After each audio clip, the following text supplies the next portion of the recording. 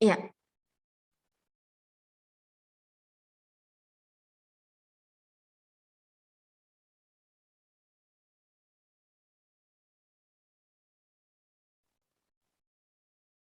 Iya. Baik, selamat pagi. Sebelumnya nih saya Dr. Vinayanti Susanti dari bagian endokrin. Kita akan membahas mengenai masalah nutrisi klinik, ya. Slide. Nah, apa itu nutrisi klinik? Ya, nutrisi klinik itu merupakan kombinasi antara ilmu nutrisi dan ilmu klinis. Ya, jadi membahas masalah gizi atau nutrisi yang dihubungkan dengan klinis penyakit dari pasiennya. Nah, ini seringkali kita butuhkan pada pasien-pasien yang dirawat di rumah sakit. Ya, nah sedangkan ilmu gizi itu sendiri itu mempelajari nutrisi dalam kaitannya dengan penyajian, pengolahan, kemudian kalori yang dikandung pada nutrisi tersebut. Slide. Nah, kenapa kita penting untuk mengetahui atau mempelajari nutrisi klinik ini? Karena dari nutrisi atau zat gizi ini akan bisa kita gunakan untuk sebagai energi yang akan dipakai oleh sel. Nah, itu juga untuk pertumbuhan jaringan dan juga untuk regenerasi dari jaringan. Pada pasien-pasien yang dirawat ataupun setelah operasi ini memerlukan penyembuhan, ya. Nah, ini diperlukan energi tambahan juga untuk mempercepat proses penyembuhan atau regenerasinya. Slide. Nah, untuk nutrisi ini sendiri, ini ada beberapa golongan ya. Ya, yaitu yang pertama golongan dari karbohidrat, kemudian protein dan lipid. Yang semuanya nanti akan dimetabolisme, yang karbohidrat menjadi glukosa, protein menjadi asam amino, dan lipid menjadi asam lemak bebas, gliserol. Ini kemudian akan masuk ke siklus Krebs dan akan digunakan sebagai energi. Slide. Nah, bagaimana kita melihat status gizi seseorang? Cara penilaian status gizi ini ada beberapa macam, yaitu yang pertama metode langsung dan yang kedua adalah metode tidak langsung. Nah, kalau untuk metode langsung ini bisa kita lihat secara klinis. Jadi kalau kita melihat seseorang, langsung bisa kita lihat, misalnya dari postur tubuhnya, kemudian berat badan, tinggi badan, kemudian bisa dengan pengukuran lingkar lengan, lingkar pinggang, kemudian tebal lemak di bawah kulit, ya. Ini dengan penilaian langsung atau dengan pemeriksaan laboratorium ini juga bisa. Kemudian kalau untuk tidak langsung, metode tidak langsung yaitu seringkali kita lakukan recall diet atau survei konsumsi makanan.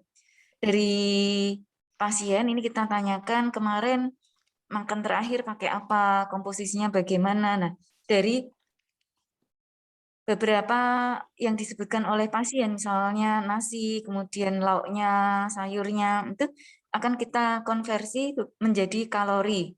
Ya, ini bisa kita hitung. Ini namanya recall diet atau survei konsumsi makanan. Kemudian untuk yang statistik vital ini memang jarang ya, ini untuk kita lakukan dengan penelitian. Slide. Nah, berikutnya adalah tabel yang di slide ini bisa kita lihat untuk menilai secara langsung dari penampilan seseorang. Ya, ini bisa kita lihat misalnya kita dapatkan rambut yang jarang, tipis. Nah, ini kemungkinannya adalah defisiensi protein, zinc ataupun biotin. Jadi beberapa kondisi atau tanda-tanda yang kita dapatkan baik di rambut, mulut, mata, ini mengarahkan ke kemungkinan defisiensi beberapa zat nutrisi. Ini hanya sebagai gambaran secara umum, tapi tidak bisa kita pastikan bahwa setiap rambut jarang atau tipis itu pasti defisiensi protein, zinc atau biotin, itu tidak seperti itu. Ini kita sampaikan hanya sebagai mengarahkan. Jadi kalau misalnya rambutnya jarang atau tipis, oh kemungkinannya ada defisiensi protein atau zinc atau biotin. Nah, ini kemudian perlu kita pastikan dengan pemeriksaan protein tentunya ya, untuk memastikan secara objektif adanya defisiensi atau tidak. Nah, yang sering adalah dari mulut, gusi berdarah, kemudian glositis, ya ini stomatitis, ini defisiensi vitamin C, defisiensi vitamin B2, B6, seperti itu ya. Dan kalau mata, rabun, ini defisiensi vitamin A. Nah, ini kalau kukunya bentuk sendok ini termasuk CATS ya. Jadi sering sekali ini kita dapatkan ini ternyata defisiensi besi. Ini sangat sangat khas ya. Sama kemudian kalau kulitnya pucat, nih kekurangan asam folat untuk pembentukan sel darah merahnya juga. Nah, kalau kelenjar tiroid ini bisa juga terjadi pembesaran kelenjar. Ya, cuman belum tentu juga pembesaran kelenjar itu akan terjadi defisiensi iodin. Ya, jadi belum tentu. Nah, kalau untuk vitamin D ini bisa berhubungan dengan sendi dan tulang. Slide. Nah, pada pasien-pasien yang dirawat di rumah sakit pada kondisi kritis, ini memang perlu dibutuhkan tambahan kalori untuk pertumbuhan regenerasi ataupun pertumbuhan protein untuk mempercepat penyembuhan. Ya, ini yang pertama bisa kita lihat untuk kebutuhan kalorinya. Ini kita hitung dengan kebutuhan energi basal atau basal energy expenditure. Ini bisa kita hitung dengan rumus Harris-Benedict, berbeda antara laki-laki dan perempuan. Yang ini kita butuhkan adalah selain jenis kelamin, ada umur dan juga berat badan dan tinggi badan. Seperti yang tercantum ini untuk rumus Harris-Benedict ini kita dapatkan untuk menghitung basal energy expenditure. Kemudian pada fase akut atau penyakit kritis yang masih awal akut gitu ya, ini kebutuhan kalorinya sekitar 20 sampai 25 kilokalori per kilogram berat badan per hari. Kemudian untuk penyembuhan atau metabolik penyembuhan ya, ini kalorinya sedikit lebih tinggi karena untuk penyembuhan kalorinya 25 sampai 30 kilokalori per kilogram berat badan per hari. Kemudian slide selanjutnya.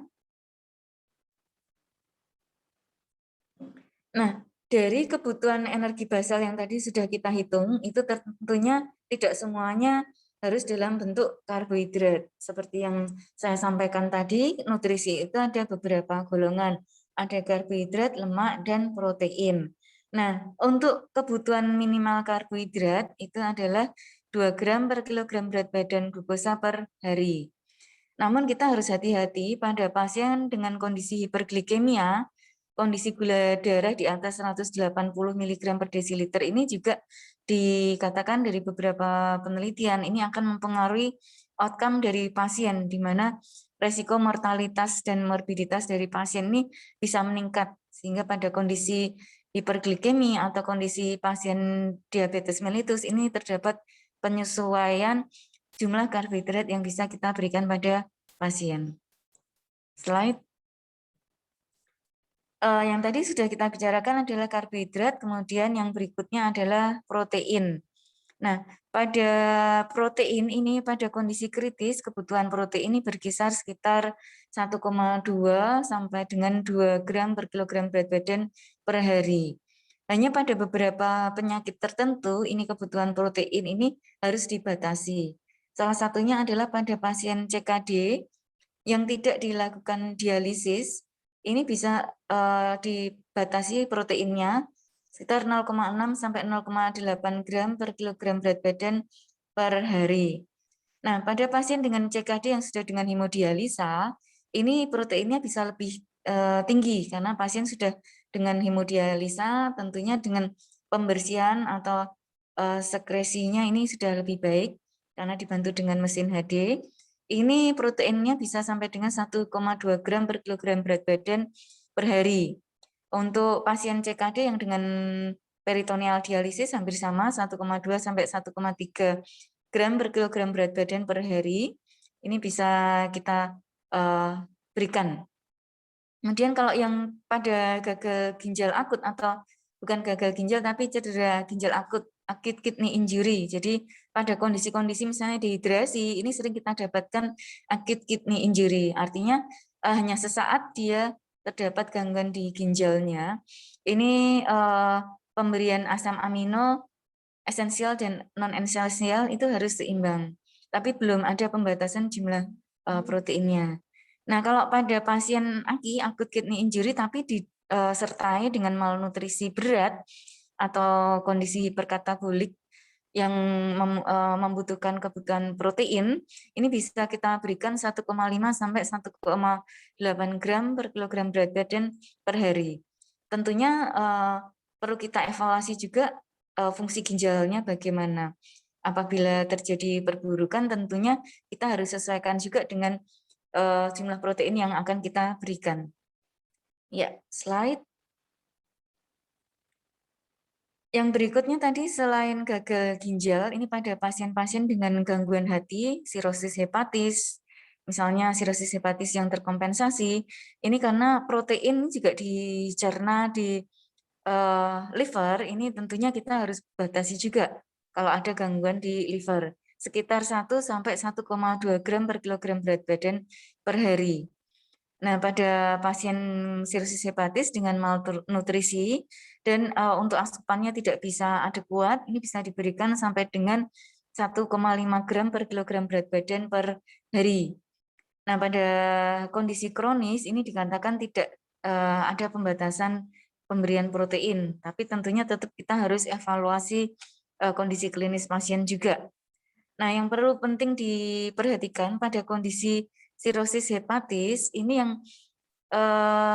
menjadi perhatian adalah komplikasi dari sirosis hepatis, yaitu adanya kondisi ensefalopati hepatikum. Ya, jadi ensefalopati hepatikum itu seperti kita ketahui ada derajat 1, 2, 3, dan 4. Nah, pada kondisi derajat 1 itu memang kadang tidak jelas juga karena secara tanda dan gejalanya itu tidak spesifik. Dia hanya masih sadar, kondisinya masih CM, hanya terjadi perubahan pola tidur, jadi sering agak ngantukan gitu ya. Jadi kalau pagi ngantuk, malam nggak bisa tidur gitu ya. Cuman tidak berarti yang malam nggak bisa tidur, siang ngantuk itu pasti kondisi ensefalopati hepatikum ya, karena banyak juga yang seperti itu, tapi ternyata kan bukan. Nah, pada kondisi ensefalopati hepatikum grade 1-2 ini bisa diberikan protein sekitar 0,5 gram per kilogram berat badan per hari, kemudian bisa dinaikkan bertahap sampai dengan 1 sampai 1,5 gram per kilogram berat badan per hari. Nah, kalau ada intoleransi, ini bisa diberikan asam amino yang rantai cabang. Yang diberikan adalah isoleucin, leucin, dan valin. Ya.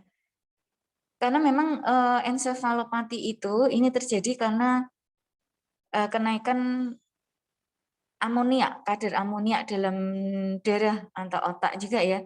Karena amoniak itu termasuk hasil metabolisme dari protein juga sehingga harus dibatasi. Ya, jadi yang harusnya kita berikan adalah asam amino dalam bentuk isoleucin, leucin, dan valin. Ini yang aman diberikan pada pasien dengan gangguan sirosis hepatis dengan kemungkinan terjadinya ensefalopati hepatikum. Pada derajat 3 dan 4 ini diberikan protein 0,5 sampai 1,2 gram per kilogram berat badan per hari. Ini sama ya dengan isoleucin, leucin, dan valin. Ya, karena kalau misalnya nanti tidak seimbang untuk kadar asam aminonya, ini bisa terjadi gangguan kesadaran. Slide. Nah, setelah kita tadi menentukan kalori yang ingin kita berikan pada pasien dengan kombinasi antara karbohidrat, lemak, dan proteinnya, ini bagaimana cara kita memberikan nutrisi tersebut kepada pasien? Ya, jadi yang pertama bisa dengan menggunakan secara nutrisi enteral. Nah, nutrisi enteral ini diberikan secara enteral, jadi secara masukan ya, jadi dari mulut ya, atau dari saluran cerna ya.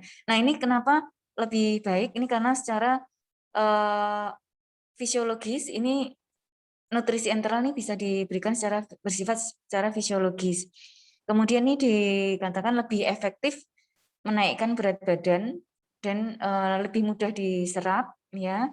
Kemudian komplikasinya juga lebih sedikit ya, karena kalau dibandingkan enteral, nutrisi parenteral itu kita harus memasukkan jarum suntik, kemudian memberikan infus kepada pasien. Ini tentunya lebih ada komplikasinya dibandingkan dengan pemberian secara enteral. Nah, memang kalau pada pasien ternyata secara enteral juga tidak memungkinkan, maksudnya secara oral, ini masih bisa kita bantu dengan pemasangan NGT, ya, itu memasukkan selang untuk dimasukkan ke saluran cerna. Nah, karena apa? Pilihan kita masih tetap nutrisi enteral, karena kalau langsung kita berikan nutrisi parenteral, tidak kita optimalkan dulu pemberian nutrisi enteral, ini dikhawatirkan akan terjadi atrofi dari sel-sel dari saluran cernanya. Ya, slide. Nah, indikasi pemberian nutrisi enteral adalah apabila pasien tidak dapat makan secara adekuat, namun fungsi gastrointestinalnya itu masih baik, artinya masih bisa mencerna. Nah, otomatis kontraindikasinya adalah apabila ada sumbatan sehingga dia tidak bisa masuk, ya. Jadi obstruksi intestinal total atau ileus itu tentunya kita tidak bisa memberikan nutrisi secara enteral. Nah, pada kondisi malabsorpsi berat, ini juga tentunya dengan nutrisi enteral saja tidak cukup. Jadi harus kita kombinasi dengan nutrisi parenteral. Ya, slide. Ya. Oh ya, tadi juga pasien-pasien dengan diare ya, terutama ya diare itu juga karena saluran cernanya baru ada inflamasi sehingga penyerapannya tidak baik. Ya, kalau misalnya diarenya sangat berat ya otomatis kita perlu bantuan dengan nutrisi parenteral. Nah, yang berikutnya nutrisi parenteral. Ini adalah nutrisi yang kita berikan dengan metode pemberiannya ke dalam pembuluh darah. Ya, ini indikasinya adalah untuk mempertahankan status nutrisi dan metabolik pada seseorang. Kalau pasien kritis ya sudah 3 hari tidak dapat intake, tidak bisa masuk baik oral maupun secara NGT, nah tentunya ini kita harus tambahkan dengan nutrisi parenteral. Ya, slide. Nah, sebelumnya ya mungkin ya. Oh iya ya, slide. Iya nih. Nah, untuk nutrisi pada pasien kritis ini kita berikan, perlu berikan karena memang yang seperti saya sampaikan tadi, jaringan-jaringan itu perlu energi tambahan untuk proses penyembuhannya, ya. Cuman memang harus kita evaluasi berkala untuk status nutrisi dari pasiennya. Jadi bisa kita lihat dari kadar albuminnya, kemudian, kadar glukosa darahnya bagaimana, untuk status karbohidratnya, dan lainnya ya. Nah, kemudian apabila pasien sudah mulai bisa pencernaannya sudah berfungsi dengan baik, yang tadinya dengan parenteral atau NGT ini bisa kita rubah secara bertahap sesuai dengan kondisi pasien. Ya, ya yang penting kita perlu perhatikan bahwa pasien yang kita rawat jangan sampai terjadi underfeeding atau pemberian makanannya yang kurang ataupun overfeeding malah jadi pasien ulang malah jadi gemuk ya kelebihan nutrisi jangan sampai. Ya, slide. Ya, kemudian yang berikutnya adalah kebutuhan gizi pasien. Ya, ini karena saya dari bagian endokrin sebenarnya ini hampir sama dengan pada pasien yang lain ya. Jadi kita harus ukur untuk kalori yang ingin kita capai. Nah, ini bisa kita hitung dulu dengan berat badan idaman. Ini kita lihat tinggi badannya berapa, dikurangi 100, kemudian dikurangi 10% dari perhitungan yang sebelumnya tadi.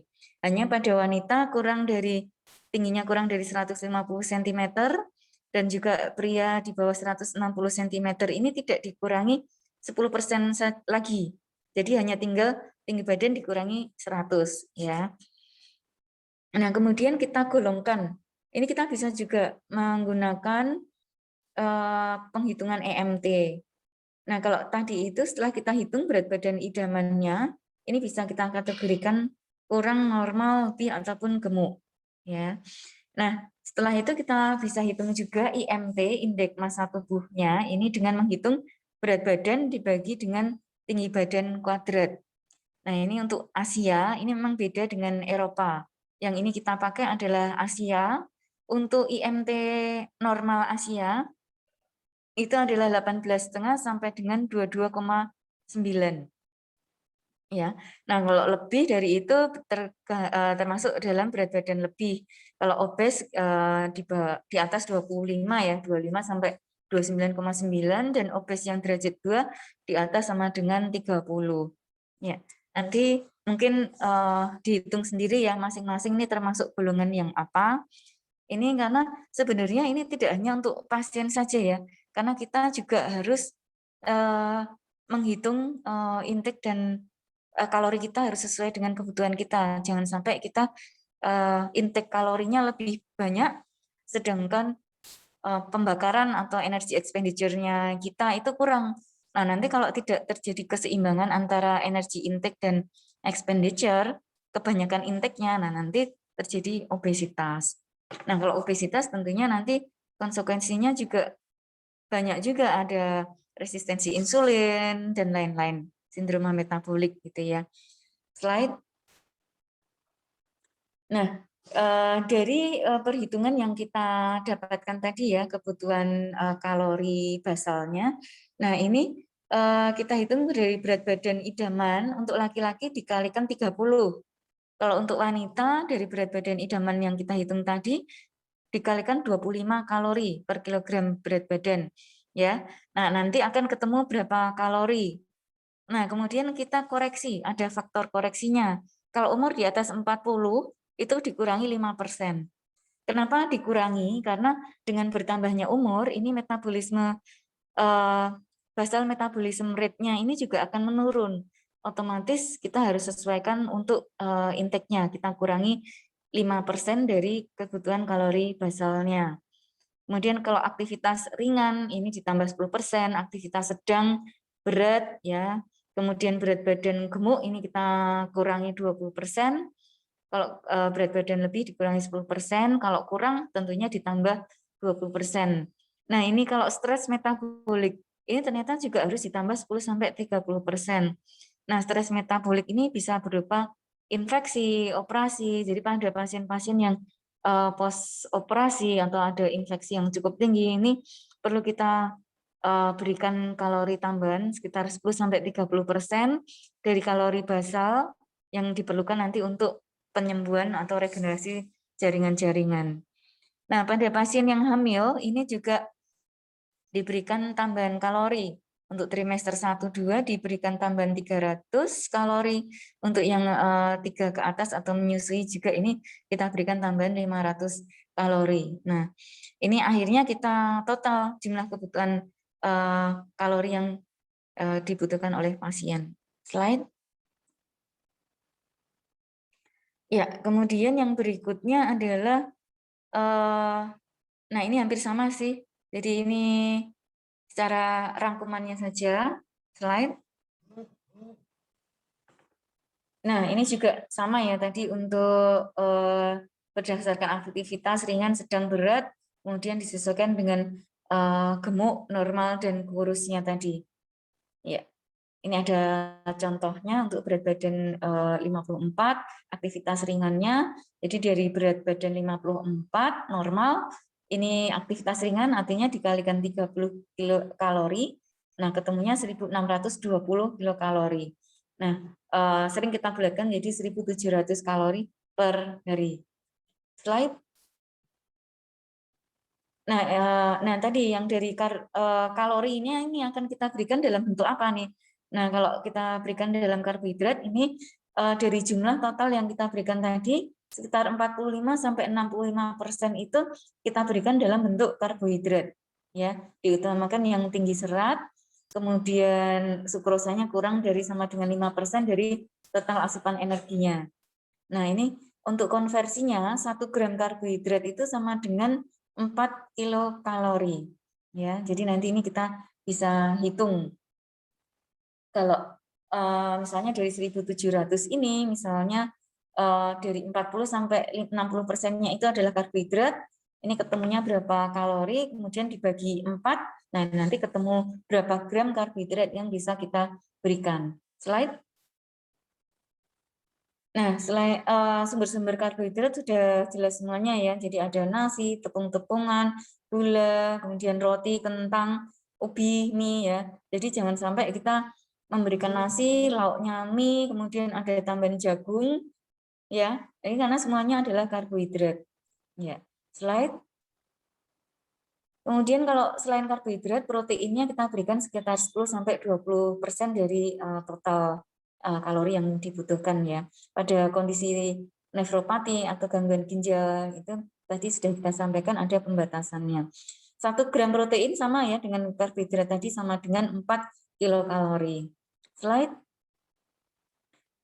Kemudian untuk slide.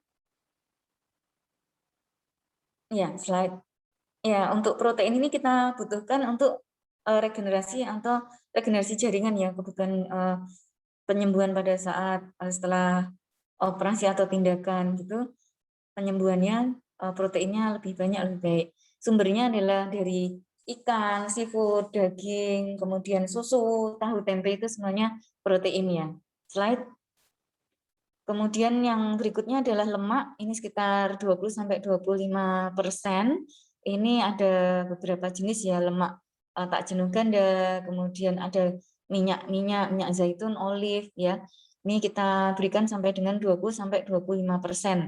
Nah, ini bedanya kalau untuk 1 gram karbohidrat protein tadi 4 ya. Nah, kalau lemak ini 1 gramnya itu 9 kilokalori. Jadi termasuk lemak ini membuat berat badannya cepat naik ya. Jadi selain ngurangin nasi, ini minyak gorengan-gorengan itu juga harus diturunkan, dikurangin. Slide.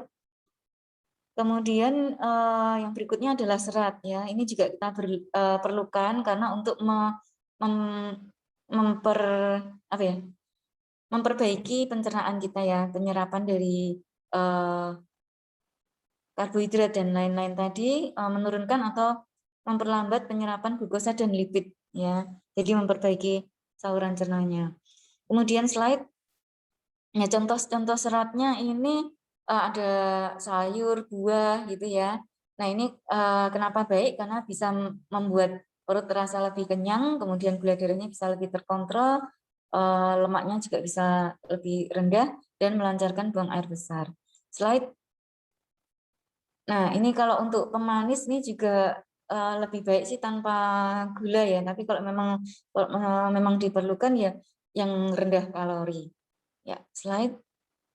Kemudian kalau untuk natrium ini memang kita harus mengurangi penggunaan garam ya, tapi memang tetap perlu kita berikan ya maksimal sekitar 1 sendok teh garam dapur ya, karena kalau terlalu banyak juga tekanan darahnya tinggi.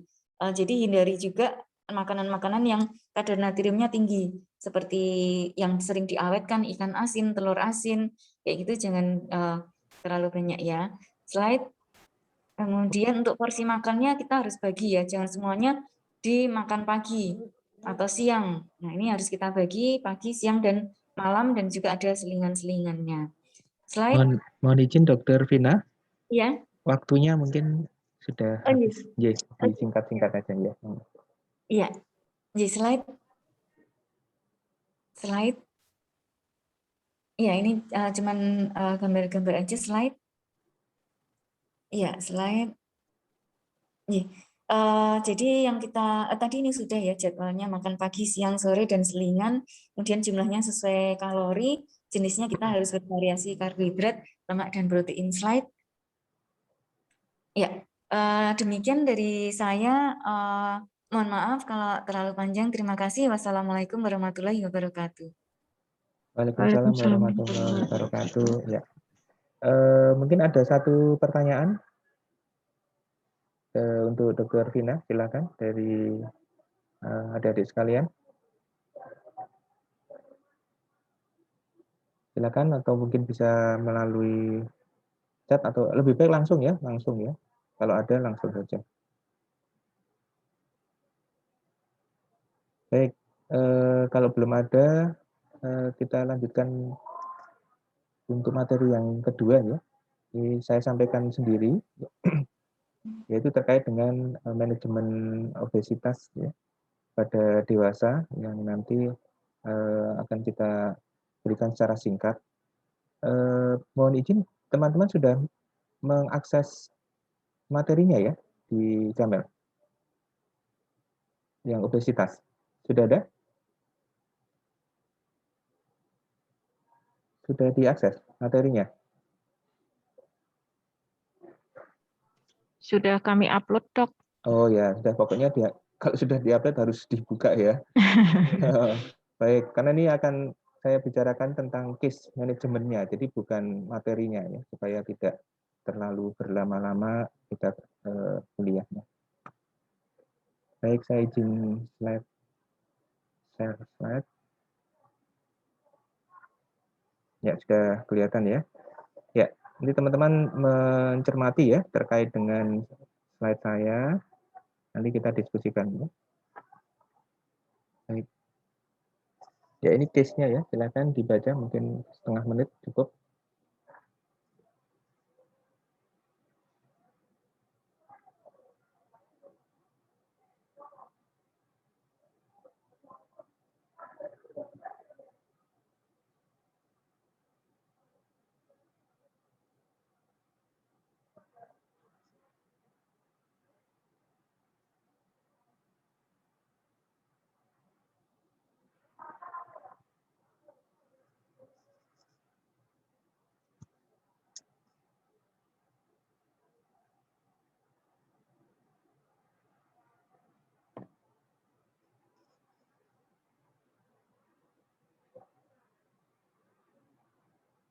Baik, silakan. Apa nih? Problem dari pasien ini apa? Ada izin jawab, Dok. Ya, silakan. Pertama ada hipertensi, kemudian TG-nya juga tinggi. LDL itu juga tinggi, seharusnya kurang dari 100. Kalau total kolesterol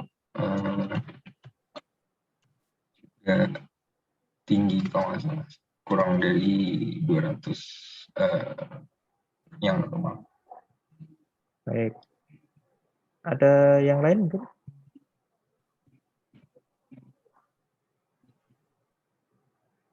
Dengan tinggi, silakan. Izin menjawab, Dok. Ya. Untuk waist circumference-nya juga harus kita perhatikan. 98 cm itu berarti dia obesitas sentral. Iya. Oke. Kemudian untuk tinggi badan, berat badan? Izin menambahkan untuk tinggi badan dan berat badannya kelihatannya obesitas. Obesitas ya, baik. Ya, jadi kalau ini mungkin akan sering nanti kita temui ya pasien-pasien seperti ini. Kita tidak boleh tidak boleh lupa untuk melihat secara holistik terkait dengan masalah problem pada pasien. Ya. Jadi kalau kita ringkas, pasien ini yang pertama obes ya. Karena seperti kemarin sudah ada kuliah tentang sindroma metabolik. Problem awal yang muncul dari sindroma metabolik adalah overweight atau obesitas. Jadi di sini obesitas sudah menjadi faktor risiko penyakit yang lain. Jadi ini kita masukkan pada first problem, yaitu obesity.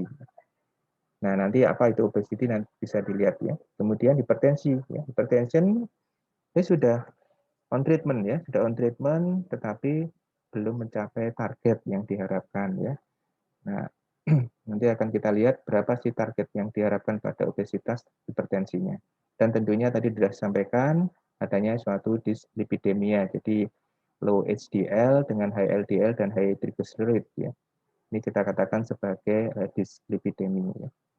Nah, ini obesitas, kalau dari materi sudah bisa kita lihat ya, ada dua komponen. Yang pertama adalah berbasis indeks massa tubuh atau body mass index, di mana body mass index pada pasien ini adalah 28,1, kemudian waist circumference atau lingkar pinggang adalah 98 cm. Ya. Nah, kita akan menggunakan kriteria ya yang dari WHO yang mungkin terkait dengan Asia Pasifik perspektif. Jadi memang sudah disesuaikan antara Kaukasian dan ASEAN ini agak berbeda. Jadi pada usia dewasa kita menggunakan kriteria yang Asia Pasifik. Ini lebih cocok untuk populasi di Indonesia. Di definisi silakan dibaca sendiri, penyebabnya multiple. Kemudian pasien ini adalah 28,1, jadi dia masuk kepada obes 1 ya, 28 sampai 29,9. Di mana kalau melihat dari risk of comorbidities itu dia masuk kepada moderate ya.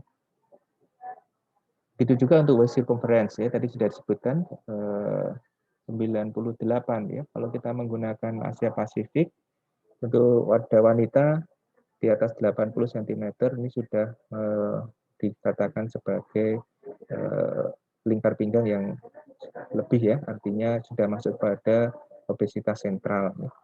Ini kita lihat dari berbagai kriteria kita menggunakan Asia Pasifik. Baik. Nah, kenapa kok obesitas ini perlu kita cegah dan manajemennya perlu kita lakukan? Silakan, mungkin ada yang bisa memberi masuk jawaban. Kenapa perlu diprevensi dan harus segera di-manage?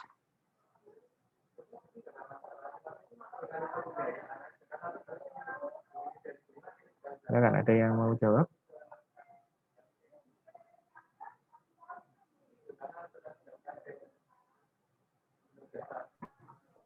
Izin menjawab dong. Ya, silakan. Yang pertama bisa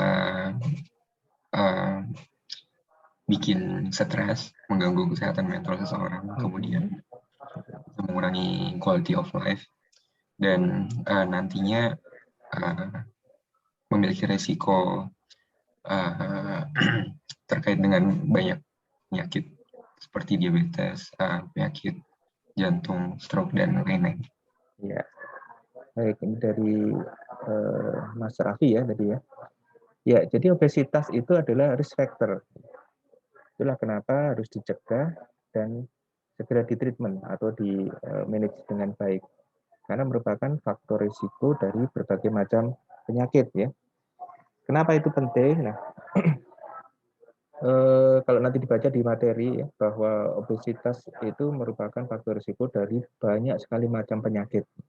Disebabkan karena apa ya? Karena adanya suatu peningkatan proporsi lemak ya terhadap lean body mass. Lean body mass itu adalah komposisi tubuh tanpa lemak.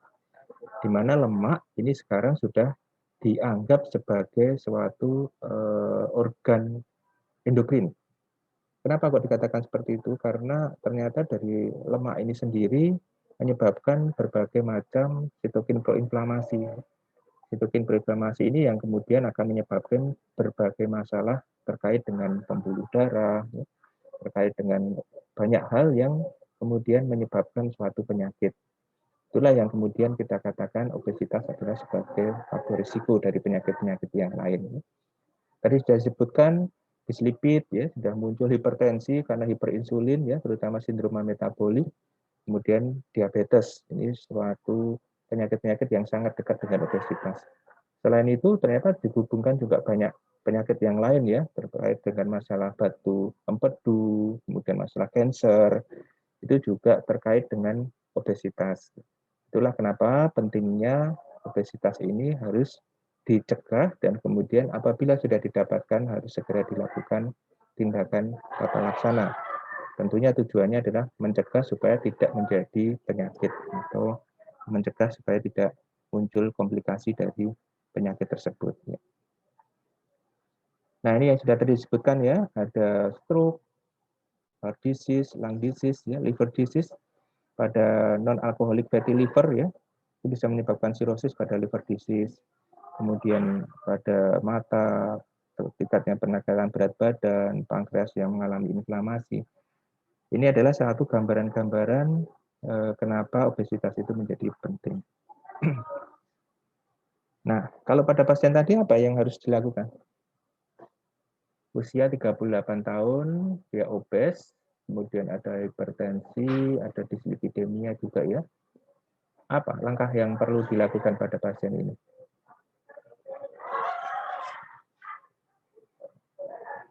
Silakan, ada yang bisa menjawab? Mengubah lifestyle-nya, Dok.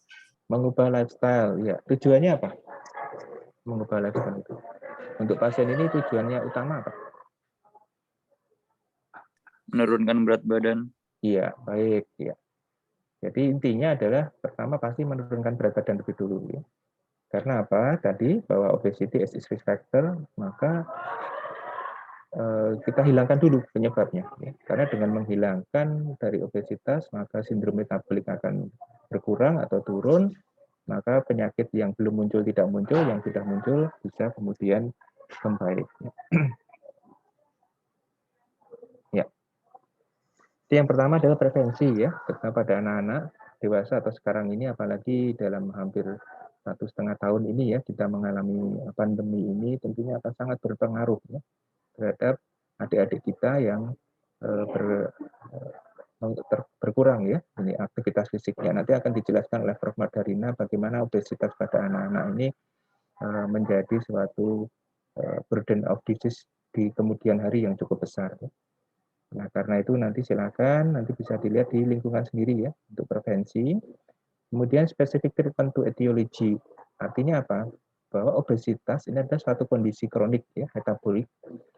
Ini penyebabnya banyak. Pada penyakit-penyakit tertentu seperti congenital hypothyroidism atau pasien-pasien yang mengalami gangguan tiroid yang kemudian mengalami kerusakan atau mungkin melakukan operasi tiroid, maka pasien itu akan menjadi hipo ya, tiroidism. Ini akan menyebabkan suatu penurunan metabolisme tubuh. Ini yang kemudian akan berisiko terhadap peningkatan berat badan. Kemudian penyakit yang lain atau hyperadrenalhydrocortisonism atau kalau kita sering ketemu adalah Cushing syndrome ya atau Cushing disease. Ini karena hiperkortisol pada adrenal juga akan menyebabkan suatu kondisi jangka panjangnya peningkatan berat badan. Penyakit yang lain juga ada ya, malhipogonadism, hiperinsulin, terutama pada pasien-pasien dengan insulinoma ya. Ini juga pasiennya akan sering merasa lapar ya, karena gula darahnya rendah, sehingga akan banyak mengkonsumsi makanan. Di mana ini yang kemudian akan menyebabkan suatu obesitas. Kemudian hipopituitarism dan brain tumor. Ini adalah hal-hal yang perlu kita pikirkan sebelum kita menginjak pada bagaimana memanage pasien tersebut. Pastikan dulu apakah ada penyebab-penyebab khusus dari obesitas. Kalau itu terkait hanya dengan lifestyle, maka betul yang tadi sudah disampaikan, merubah lifestyle. Artinya nanti teman-teman sekalian kalau menemukan pasien dengan obes, kita pastikan dulu apakah ada penyakit atau penyebab-penyebab medis lainnya yang menyebabkan obesitas. Dan ternyata itu tidak didapatkan, bisa kemudian melakukan terapi atau manajemen. Nah, perubahan gaya hidup atau lifestyle itu tadi adalah terkait dengan masalah non-specific treatment. Jadi memberikan edukasi lebih dulu kenapa seseorang itu menjadi obesitas. Ya. Sehingga pasien bisa kemudian merubah pola lifestyle dari sehari-hari ini sekarang ini kemudian menjadi lebih sehat. Kemudian diikuti dengan tadi sudah disampaikan oleh Dr. Vina tentang diet management ya atau terapi nutrisi medik atau gizi medik. Dilanjutkan dengan exercise. Apabila itu tidak memungkinkan atau belum mendapatkan manfaat, maka kita bisa memberikan suatu terapi, bahkan pengobatan maupun pembedahan. Nanti kita bisa bicarakan. Nah, therapeutic goal-nya apa? Jadi dari berbagai rekomendasi, yang pertama adalah jelas menurunkan berat badan. Setelah etiologinya diperbaiki, maka penurunan berat badan. Di mana penurunan berat badan dan peningkatan aktivitas fisik ini akan kemudian menjadi target utama. Nah, pada proses ini kita harus melihat apakah sudah ada cardiovascular risk ya.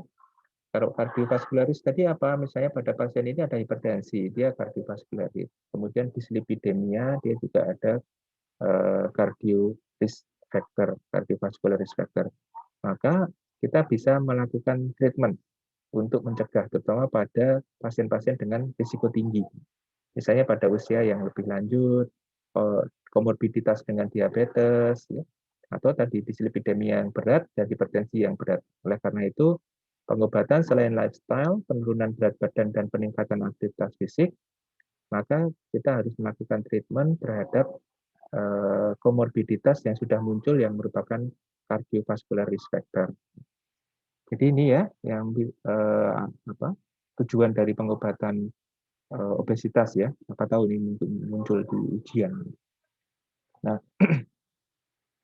ini adalah gambaran ringkas dari materi-materi yang tadi sudah kita sampaikan, juga sudah kita upload ya.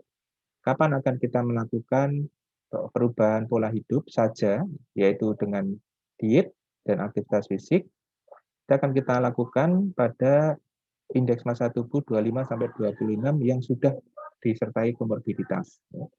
Artinya apa tadi? Ada hipertensi saja pada 26 indeks massa tubuhnya, maka kalau dia sudah ada salah satu, baik hipertensi, dislipidemi, kemudian ada terkait dengan diabetes, maka lifestyle harus segera dilakukan.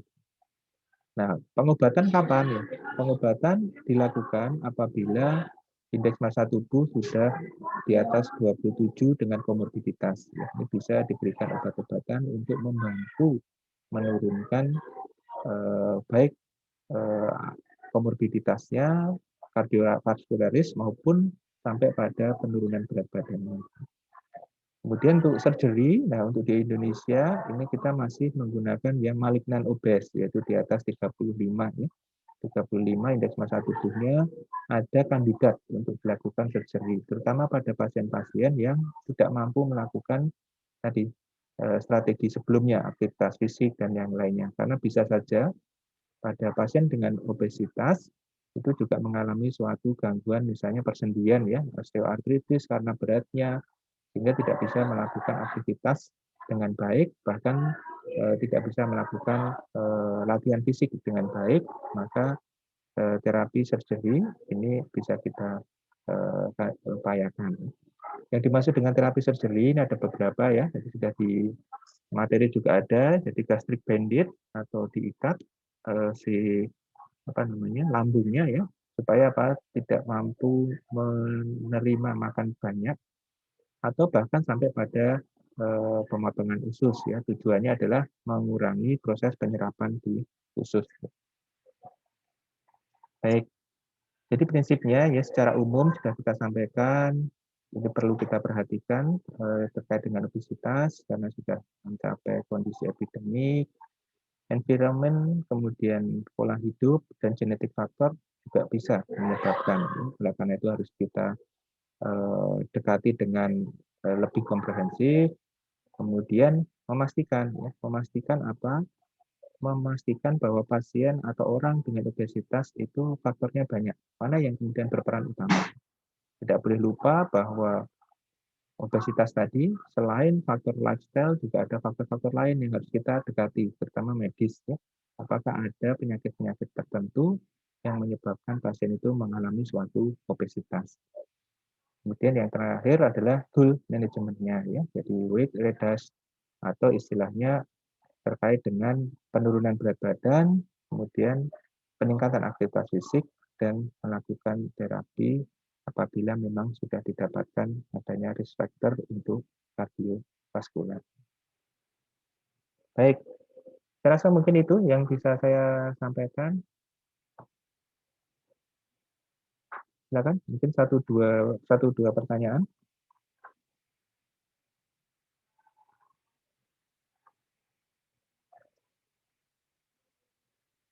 Kalau ada yang akan bertanya.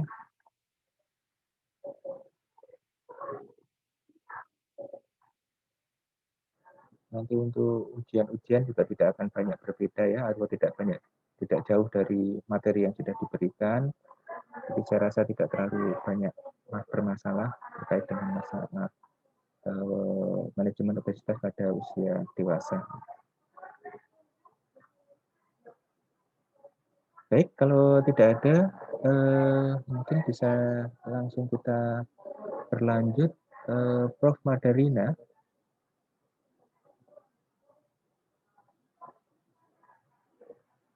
Apakah Prof. Madarina sudah hadir? Siap, Prof. Ya. Waalaikumsalam. Selamat pagi, Prof. Ya. Baik, silakan Prof untuk menyampaikan materinya dalam 20-25 menit. Monggo silakan dalam bahasa Inggris maupun bahasa Indonesia. Oh, iya.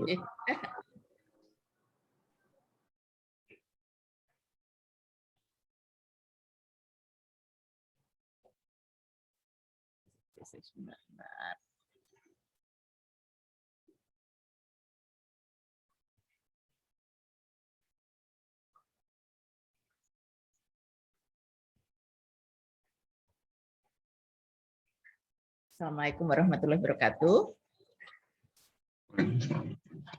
Saya akan memulai tentang obesitas pada anak. Mungkin karena dari tadi bahasa Indonesia saja ya, nggak apa-apa ya. Tidak ada yang orang asing kan, semua bisa bahasa Indonesia kan? Iya, apa soalnya kan kadang-kadang kelas internasional itu ada orang asingnya sehingga nggak bisa bahasa Indonesia. Tapi kalau ini kan nggak ada yang orang asing, saya rasa ya angkatan ini ya. Jadi saya akan menjelaskan tentang obesitas pada anak ya. Kenapa kita menganggap penting obesitas pada anak ya? Meskipun anak-anak obes itu nanti itu masalahnya baru kebanyakan, meskipun pada anak-anak juga sudah ada, itu baru terjadi pada orang dewasa, tapi sebetulnya pangkal dari obesitas di masa dewasa banyak yang dimulai dari anak-anaknya. Ini penelitian Franks di New England Journal of Medicine tahun 2010 ya. Ini diambil dari Bogalusa Heart Study kalau nggak salah ya. Kita bisa melihat ya, ini di yang paling atas ini adalah premature death. Jadi di paper ini dikatakan kematian sebelum usia 55 tahun ya, karena all causes, karena semua penyebab. Garis-garis ini mewakili BMI kuartil. Jadi yang paling gemuk itu kuartil 4. Jadi BMI orang-orang itu dibagi 4. Paling gemuk, seperempat paling gemuk ya kuartil 3, kuartil 2, kuartil 1 ya. Kuartil 1 itu seperempat paling kurus ya. Nah, ternyata mereka yang seperempat paling gemuk itu umurnya lebih pendek ya. Ini kelihatan, ini kan survival grafik ya, saya harap Anda sudah hafal ya kan, sudah lewat B6. Nah ini umurnya paling pendek yang hijau ini ya, paling banyak yang lebih cepat meninggal dunia. Dan yang lebih menarik lagi adalah makin muda dia mulai obes, karena ini Bogalusa Heart Study itu longitudinal study ya, itu makin pendek umurnya. Jadi kalau mulai obes sejak umur antara 5-10 tahun, maka umurnya lebih pendek daripada yang mulai obes sejak umur 15-20 tahun ya. Makin obes sejak masa anak-anak lebih pendek usianya daripada bila mulai obes sejak usia remaja. Dan kemudian kita lihat kalau yang ini kan 3 row ya, 3 baris, ini bisa dilihat yang tengah ini adalah kematian karena penyebab luar, misalnya kecelakaan lalu lintas atau bunuh diri atau dibunuh atau apa ya, itu ternyata tidak ada bedanya antara yang gemuk maupun yang kurus.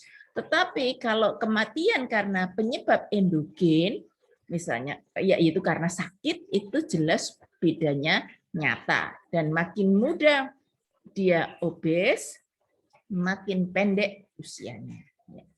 Ini penelitian yang sangat menarik ya.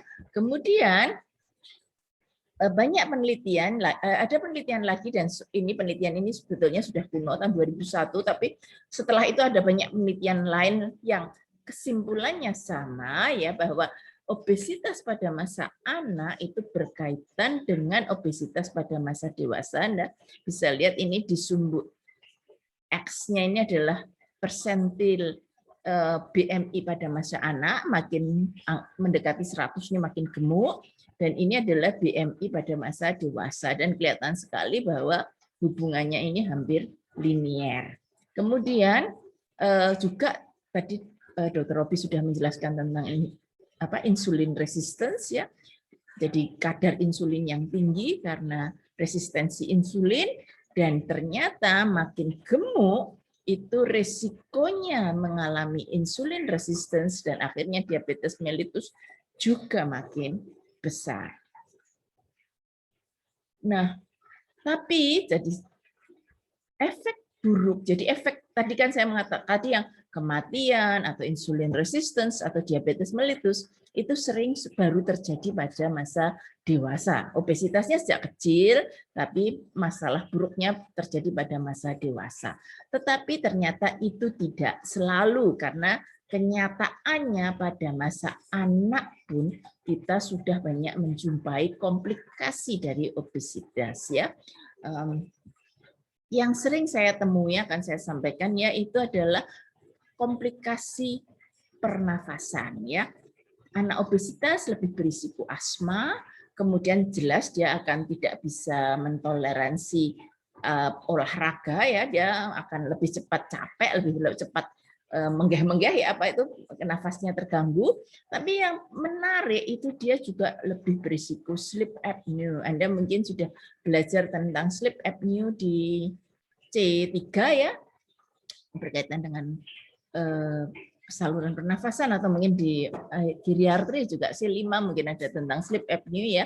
Jadi dia itu kalau tertidur nyenyak maka lidahnya akan menutupi jalan nafas sehingga dia tidak akan pernah bisa tidur nyenyak.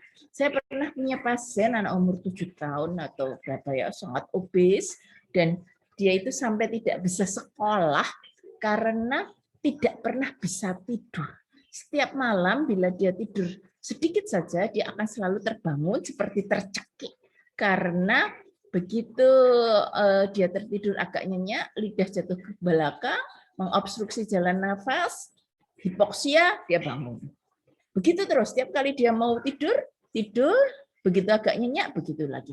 Jadi dia hanya bisa tidur dengan cara duduk. Itu saja tidak, Anda tahu, Anda bisa bayangkan ya, tidur duduk itu kan tidak pernah nyenyak. Sehingga akibatnya dia di sekolah itu tertidur karena di sekolah duduk. Malamnya tidak bisa tidur. Akhirnya dia tidak bisa sekolah. Jadi saya konsulkan ke THT, mungkin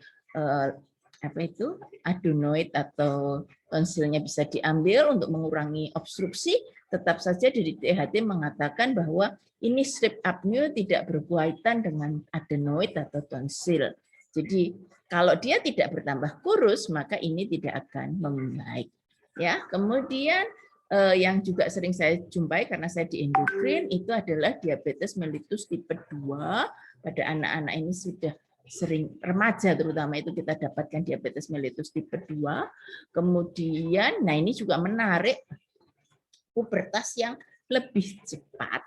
Jadi Anda tahu bahwa anak-anak yang obes itu memasuki masa pubertas lebih dini dari mereka yang tidak obes.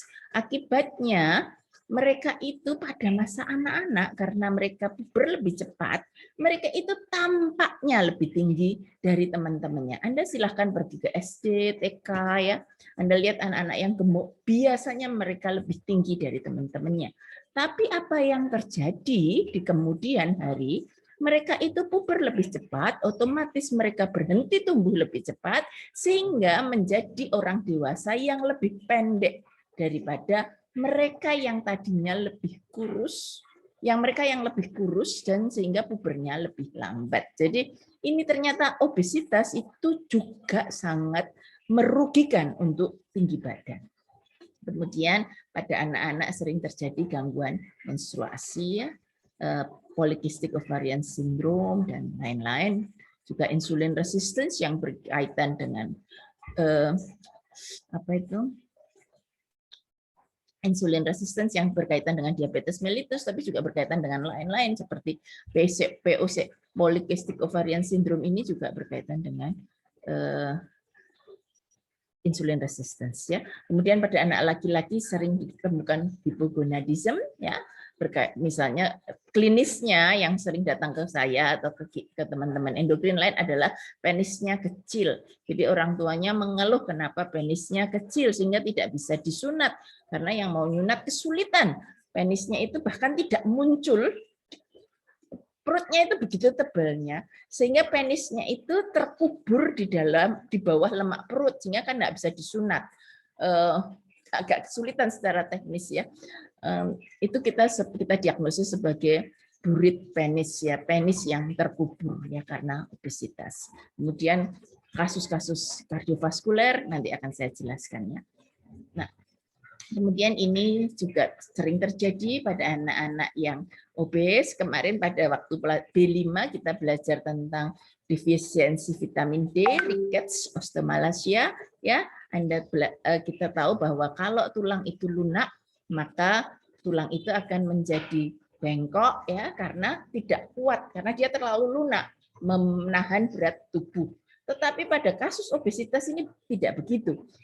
Tulangnya baik-baik saja, dia normal-normal saja, badannya yang terlalu berat. Sehingga akibatnya dia jadi bengkok juga karena menahan berat tubuh ya. Ini juga sering terjadi. Saya punya pasien umur 9 tahun yang kalau sekolah harus bawa sepeda kecil, sepeda roda 3 supaya dia bisa bergerak dari satu titik ke titik lain. Anda bayangkan model seperti ini nih bagaimana bisa jalan cepat. Ya, Anda pada orang tua ini juga sering terjadi. Anda lihat orang tua yang sangat gemuk itu kan jalannya pelan sekali karena tunggainya seperti ini. Dan ini juga bisa ini sangat mungkin terjadi pada anak-anak. Ya, kemudian kita tahu bahwa ini penelitian pada anak umur 5 sampai 10 tahun itu kelihatan bahwa makin obes maka kadar insulinnya juga makin tinggi. Jadi prevalensi yang sudah mengalami insulin resistance pada umur 5 sampai 10 tahun itu sudah sangat tinggi. Anda coba bayangkan, kita juga punya penelitian pada anak SMP itu lebih dari 50%, 56 atau 57% itu anak SMP yang obes sudah mengalami insulin resistance. Coba Anda bayangkan, kalau umur segitu sudah insulin resistance, umur berapa dia akan menjadi diabetes? Nah, nanti akan Anda dapatkan kasus-kasus diabetes pada usia yang sangat muda. Pasien diabetes tipe 2 ya, bukan tipe 1, saya yang paling muda umur 6 tahun. Bayangkan, umur 6 tahun dia harus sudah diet, karena dia mengalami diabetes mellitus yang berkaitan dengan obesitas. Kemudian pada usia itu ini penelitian yang sama, umur 5 sampai 10 tahun sudah mengalami peningkatan LDL, trigliserid dan HDL yang rendah, juga sudah mengalami hipertensi. Bayangkan, umur 5 sampai 10 tahun sudah hipertensi. Jantungnya kuat sampai berapa lama memompa dengan tekanan yang lebih tinggi. Kemudian Anda tahu salah satu faktor risiko dari stroke itu adalah pembuluh darah yang tebalnya karena ketumpuan kolesterol yang bisa diukur dengan ketebalan intima dan medianya ya, Pak. Dengan USG, Doppler, atau kekakuan dari arterinya. Itu salah satu faktor risiko stroke. Jadi pada umur ini sama juga saya rasa pada umur 5 sampai 10 tahun itu mereka yang obes sudah jauh lebih berisiko mempunyai intima media yang lebih tebal ya, arteri karotis ya, intima media dari arteri karotis, dan juga ini namanya endothelial dependent dilatation. Jadi kita tahu kalau tekanan darah kita, kalau Anda dipasangi cuff ya untuk mengukur tekanan darah itu, pertama akan ketika ditekan maka arteri itu akan tekanan darah akan turun, nanti otomatis arterinya akan menyempit, tapi setelah dilepas ini bisa dilihat dengan USG itu arterinya akan melebar. Nah, selisih antara posisi normal dan posisi dia melebar, jadi seperti melentur gitu ya, itu adalah endothelial dependent dilatation. Makin lentur itu akan makin tinggi, makin kaku makin rendah melebarnya.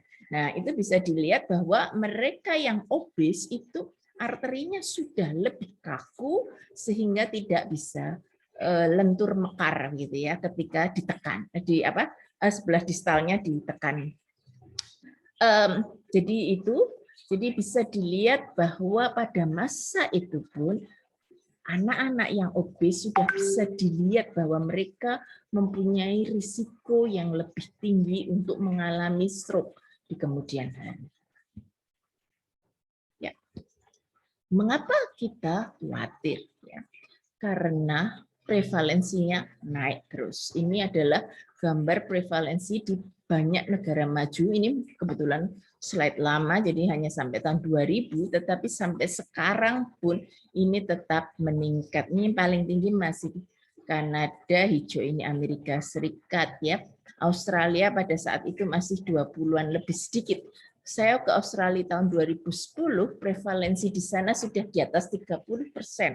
Jadi 1 dari 3 anak itu mengalami overweight dan obesitas. Di negara maju dan di negara berkembang makin lama mengikuti, ya. Ini Australia, ini tahun 2000 hampir sama, sudah mendekati 30, pada saat 2010 itu sudah di atas 30.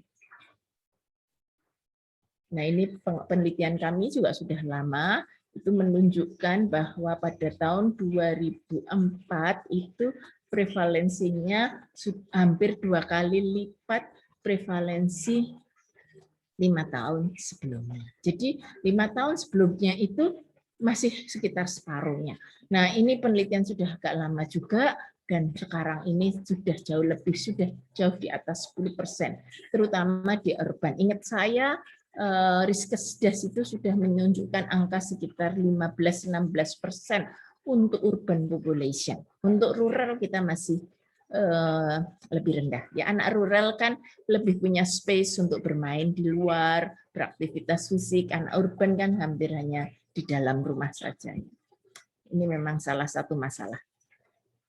Kemudian penelitian itu juga menunjukkan bahwa bila anak itu prapubertal, pada waktu itu kita ambil umur 6-7 tahun, itu sudah obes, maka risikonya dia tetap obes pada umur remaja itu hampir 100%, ya. 100%. Jadi kecuali Anda melakukan sesuatu, itu anak yang obes akan tetap obes. Tidak ada ceritanya nanti kalau besarkan kurus sendiri, itu tidak pernah terjadi. Jadi masa kecil obes akan menjadi dewasa obes dan segala macam komplikasinya. Ya, lalu yang paling kita takutkan, dan itu yang membuat orang khawatir, ya, kalau makin banyak anak-anak yang obes dan mereka akan menjadi dewasa obes, itu apa yang terjadi?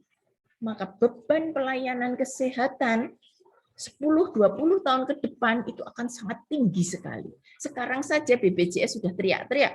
Kenapa? Karena penyakit kardiovaskuler, penyakit diabetes, gagal ginjal itu menghabiskan uangnya BPJS.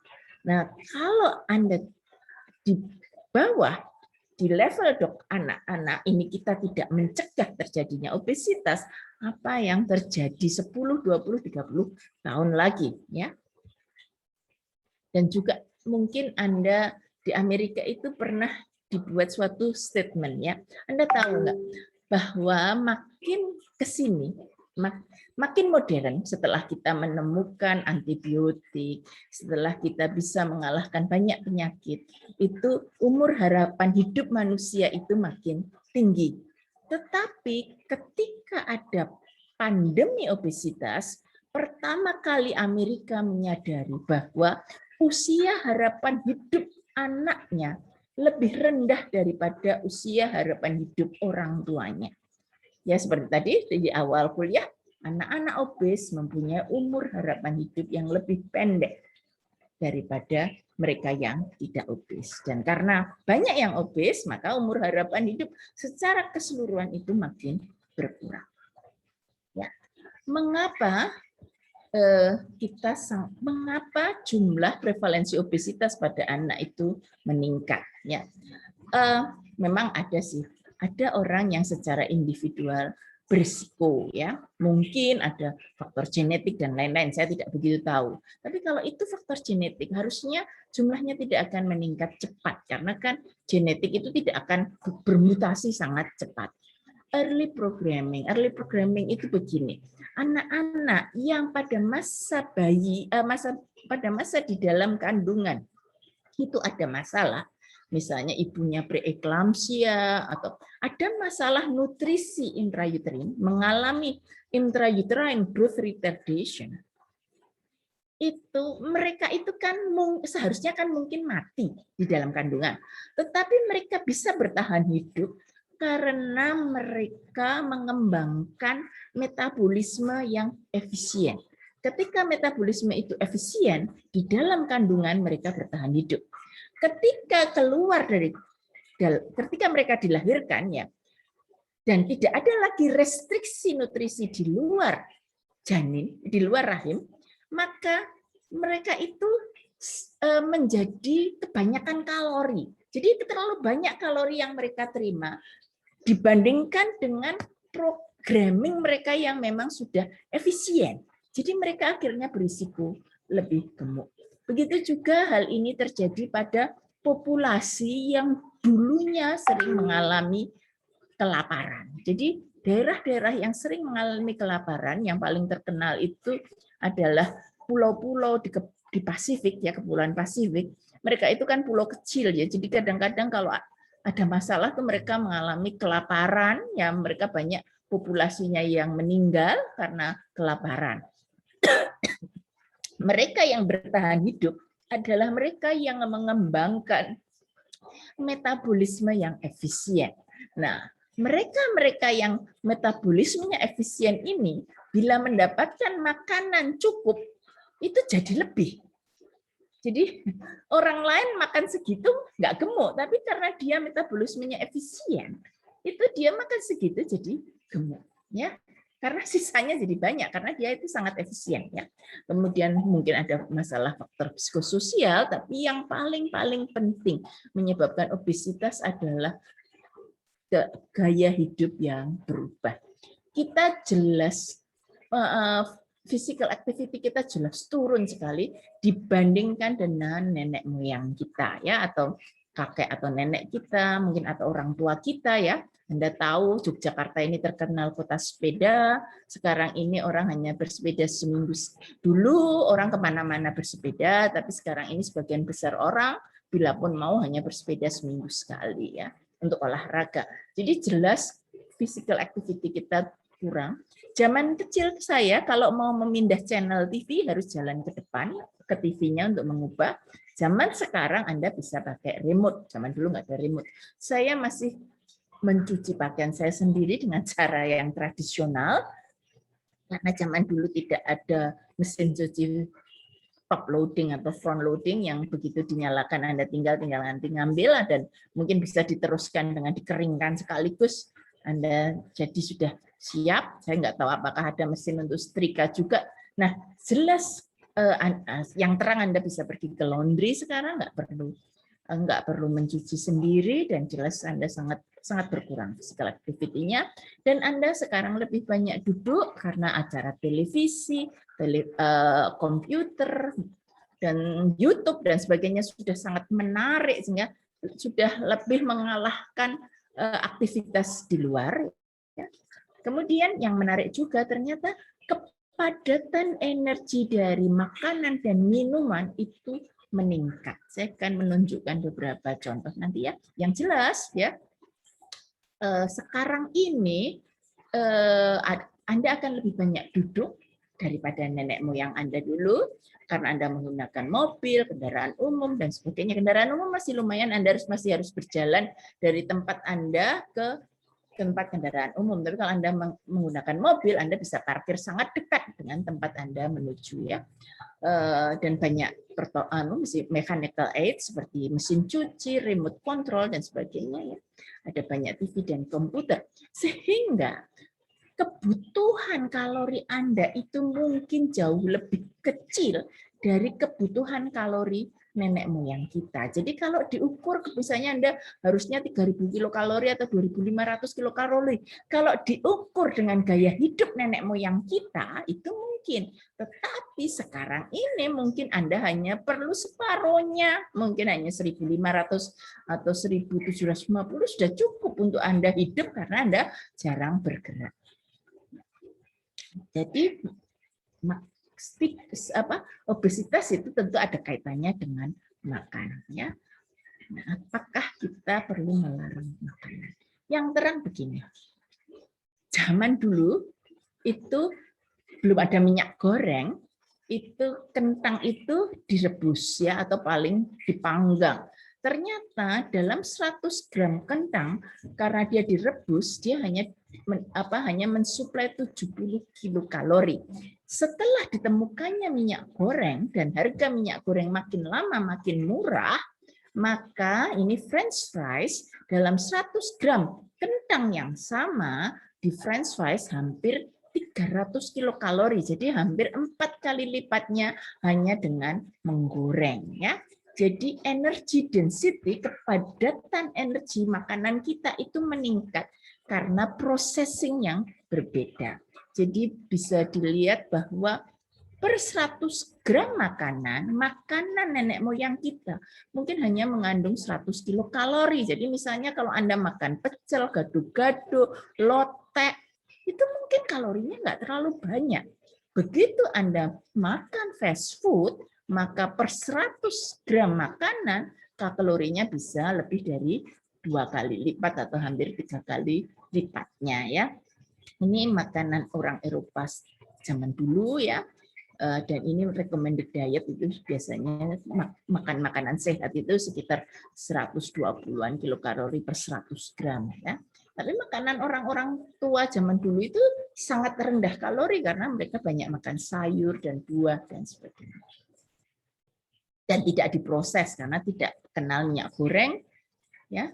Kemudian kita tidak sadar bahwa satu porsi makanan itu makin lama, porsi makanan itu makin lama makin besar. Ini penelitian tahun 97 dan tahun 977 dan tahun 995 itu banyak makanan. Misalnya soft drink itu ternyata botolnya makin besar, ya. French fries juga makin besar. Yang pernah saya sadari itu mie instan. Di NutriSurvey, itu suatu software untuk mengukur kalori suatu makanan, itu satu bungkus mie instan itu dihitung 100 kilokalori.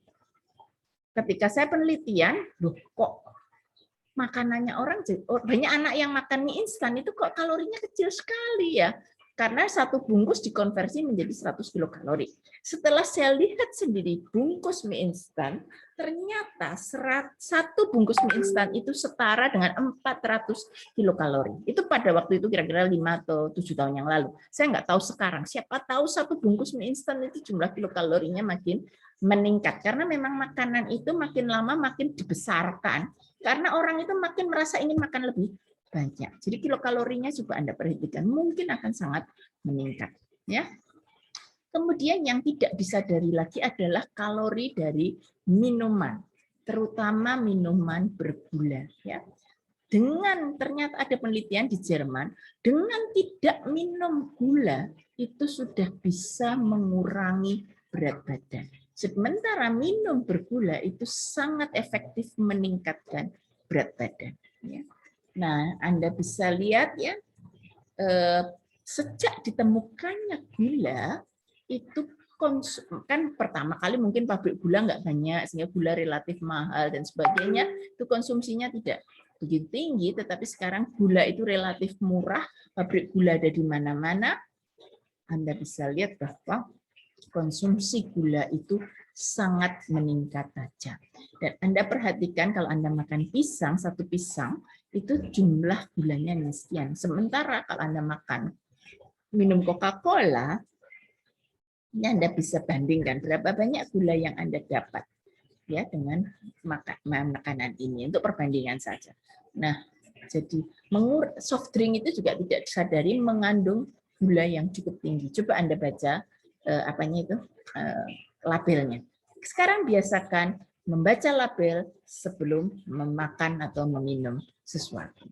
Ya, jadi ini suatu contoh bagaimana bahwa hanya dengan minum Anda sudah bisa mendapatkan 1.370 kalori per hari. Ini nggak pakai makan. Kalau Anda minum yang manis-manis ya, ini Anda akan mendapatkan sangat banyak kalori. Sebetulnya berapa banyak kalori yang kita butuhkan ya? Tadi sudah saya bicarakan bahwa kebutuhan kalori kita itu mungkin harus diturunkan jauh karena gaya hidup kita juga sudah sangat berubah. Nah, apa peran ASI di sini ya? ASI, air susu ibu. Banyak penelitian yang menunjukkan anak-anak yang mendapatkan ASI eksklusif dan ASI selama mungkin itu lebih berisiko tidak gemuk ya, lebih sedikit risikonya untuk menjadi obes daripada anak-anak yang mendapatkan susu formula. Orang bertanya-tanya karena begini, ternyata ASI itu mempunyai kepadatan kalori yang lebih tinggi daripada susu formula. Susu formula biasa, bukan susu formula high kalori ya, karena ada susu formula yang tinggi kalori, ada susu formula biasa untuk bayi ya, itu hanya sekitar mengandung 60-an sampai 70 kilokalori per 100 cc. Tapi kalau ASI bisa mendekati 100 kilokalori per 100 cc, jadi lebih padat kalori. Tetapi kenapa anak-anak yang mendapatkan ASI itu lebih tidak berisiko gemuk? Ada penelitian yang menunjukkan bahwa ASI itu mengajari anak-anak untuk merasakan kapan dia lapar dan merasakan kapan dia kenyang. Jadi memahami kapan lapar dan kapan kenyang itu sangat penting. ASI Anda mungkin, saya tidak tahu apakah Anda ada yang sudah pernah menetei ya. Ibu yang menetei tahu bahwa dia tidak bisa memberikan ASI bila anaknya tidak minta. Jadi bayi akan menangis minta netek bila dia merasa lapar.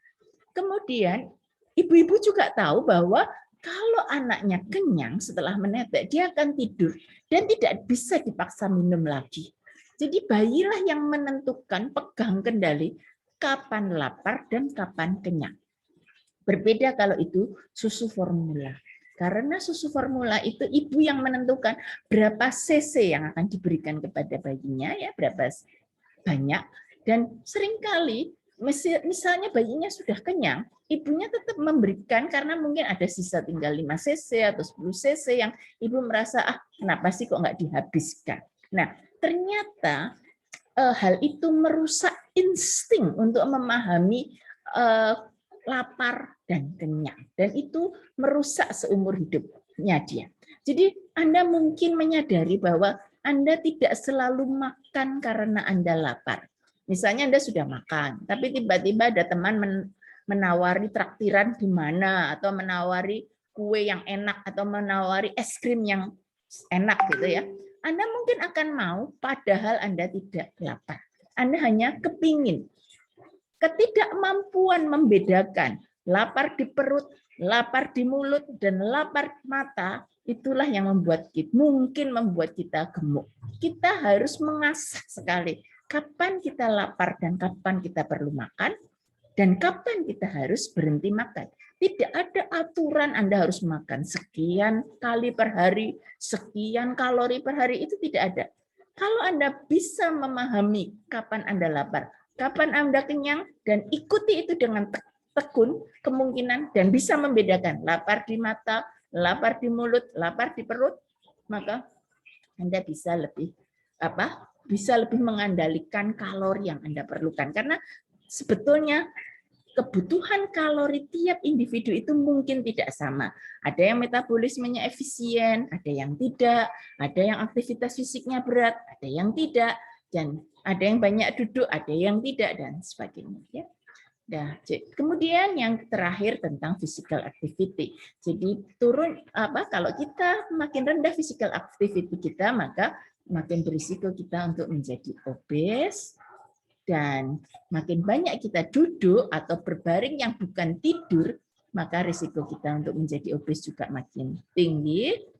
Dan salah satu pada masa itu adalah TV, tapi kalau zaman sekarang TV itu tidak begitu penting. Yang lebih penting itu main game atau menghabiskan waktu di depan komputer, browsing dan sebagainya. Jadi kita menyebutnya semua itu screen time, ya, waktu di depan layar itu menyebabkan Anda menjadi gemuk. Ya. Kemudian berapa kebutuhan physical activity untuk anak dan remaja? Minimum 1 jam per hari. Itu physical activity yang sedang dan berat. Artinya bersepeda ke sekolah, jalan kaki, membantu orang tua, atau olahraga kalau mereka suka. Jadi semua hal yang membuat mereka bergerak, berjalan, berdiri, berjalan, berlari. Nah, itu paling tidak 1 jam per hari. Kemudian kurangi minim sedentary activity, jadi kurangi duduk, kurangi berbaring yang tidak tidur.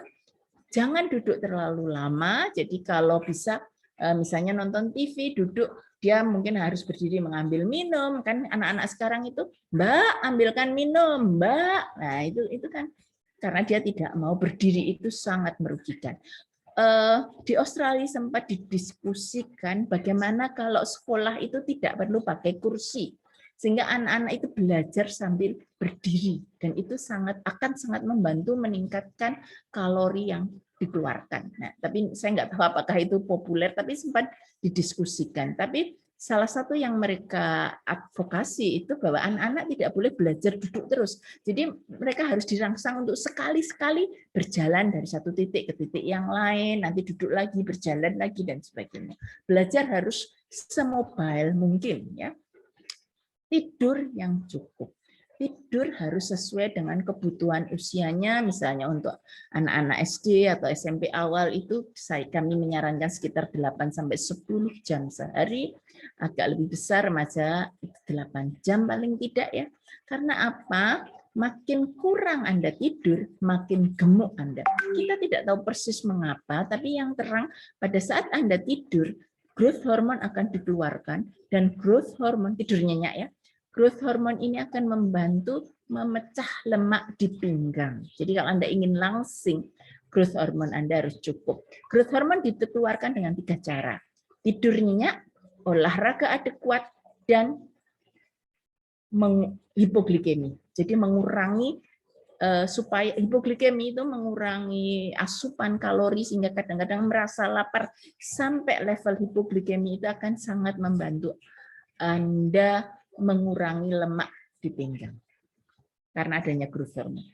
Ya, yang terakhir sebagai dokter ini cerita di Australia, banyak dokter itu hanya mengobati, mendiagnosis dan mengobati penyakit yang membawa anak-anak itu datang, misalnya batuk, pilek dan sebagainya. Jadi ini adalah dari 100 anak-anak yang datang ke dokter umum di Australia, itu yang pink ini overweight, yang merah ini obes, sedangkan yang biru ini berat badan normal, itu hanya 1 dari 100 ini yang didiagnosis sebagai overweight atau obes oleh dokternya.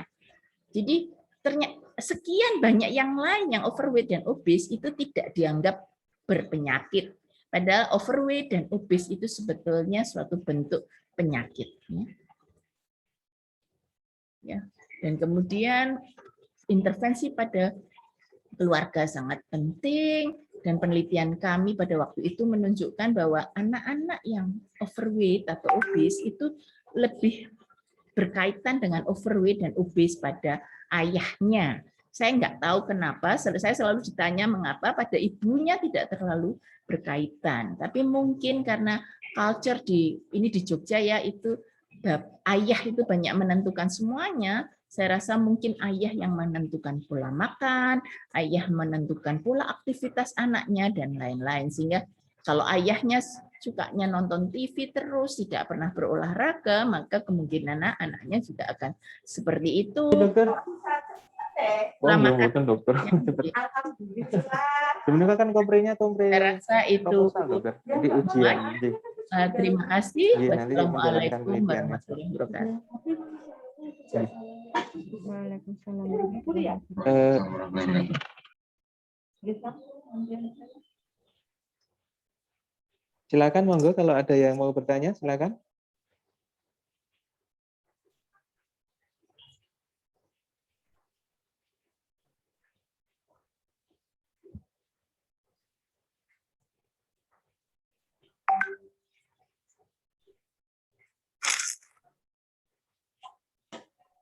Baik, masih ada pertanyaan.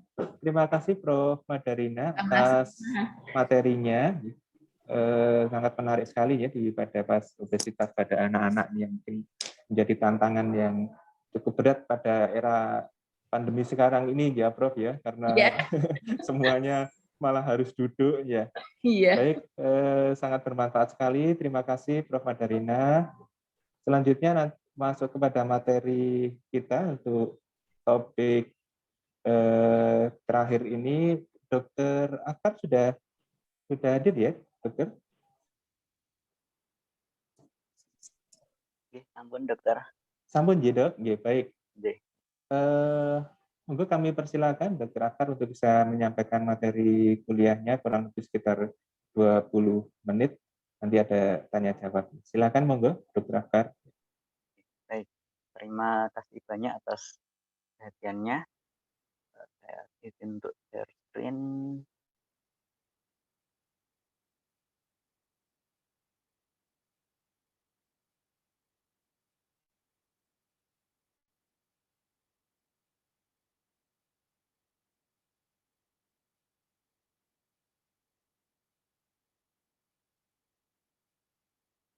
Okay, today we will be discussing about eating disorders from the perspective of mental health. Okay.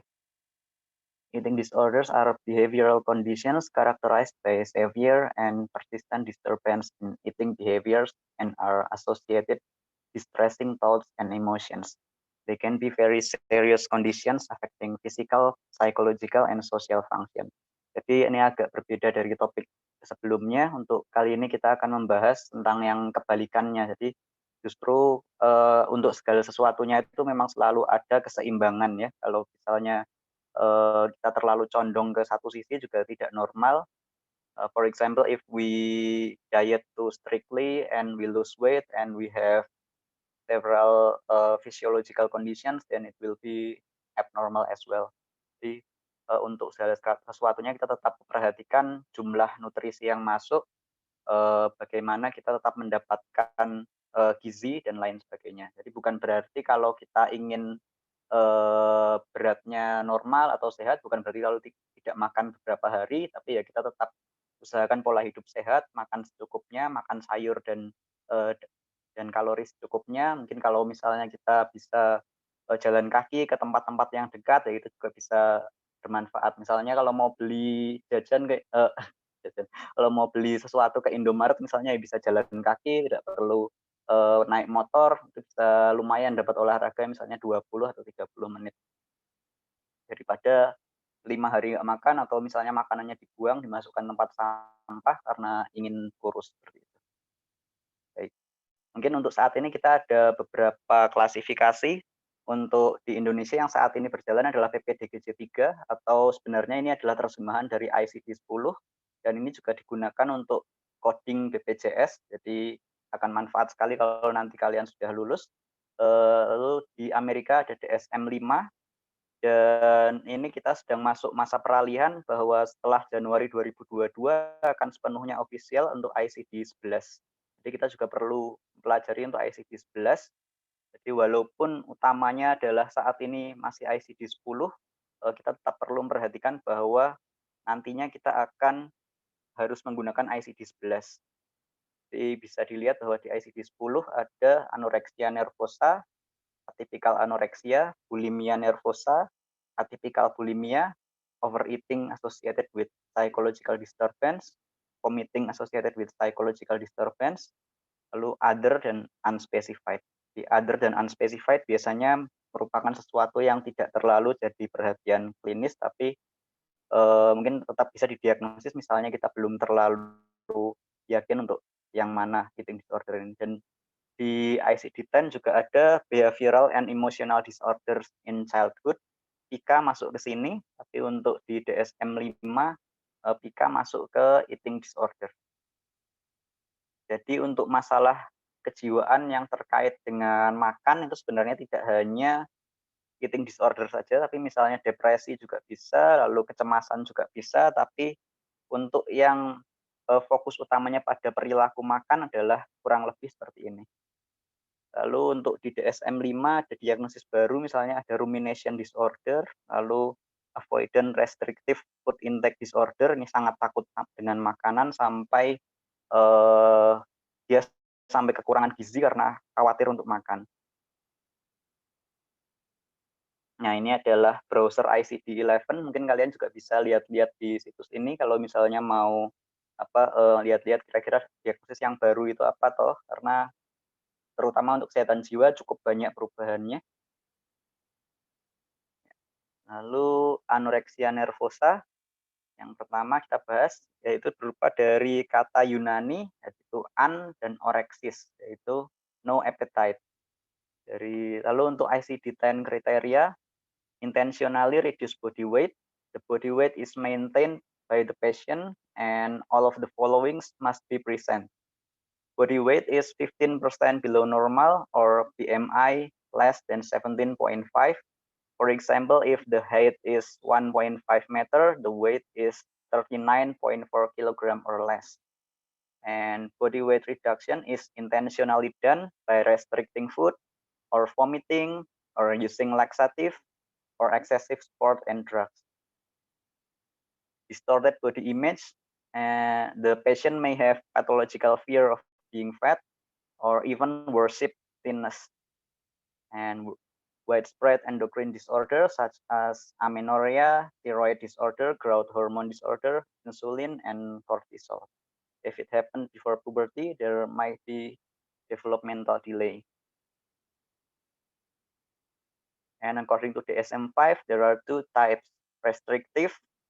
For example, the patient is restricting food, not eating or eating very little, and binge eating, or the patient still eats but induce vomiting, so the calorie doesn't get inside the body. And for the severity of anorexia nervosa depends on the BMI. Mild if BMI is more than 17, moderate if 16 to 17, severe if 15 to near 16, and extreme if BMI is less than 15.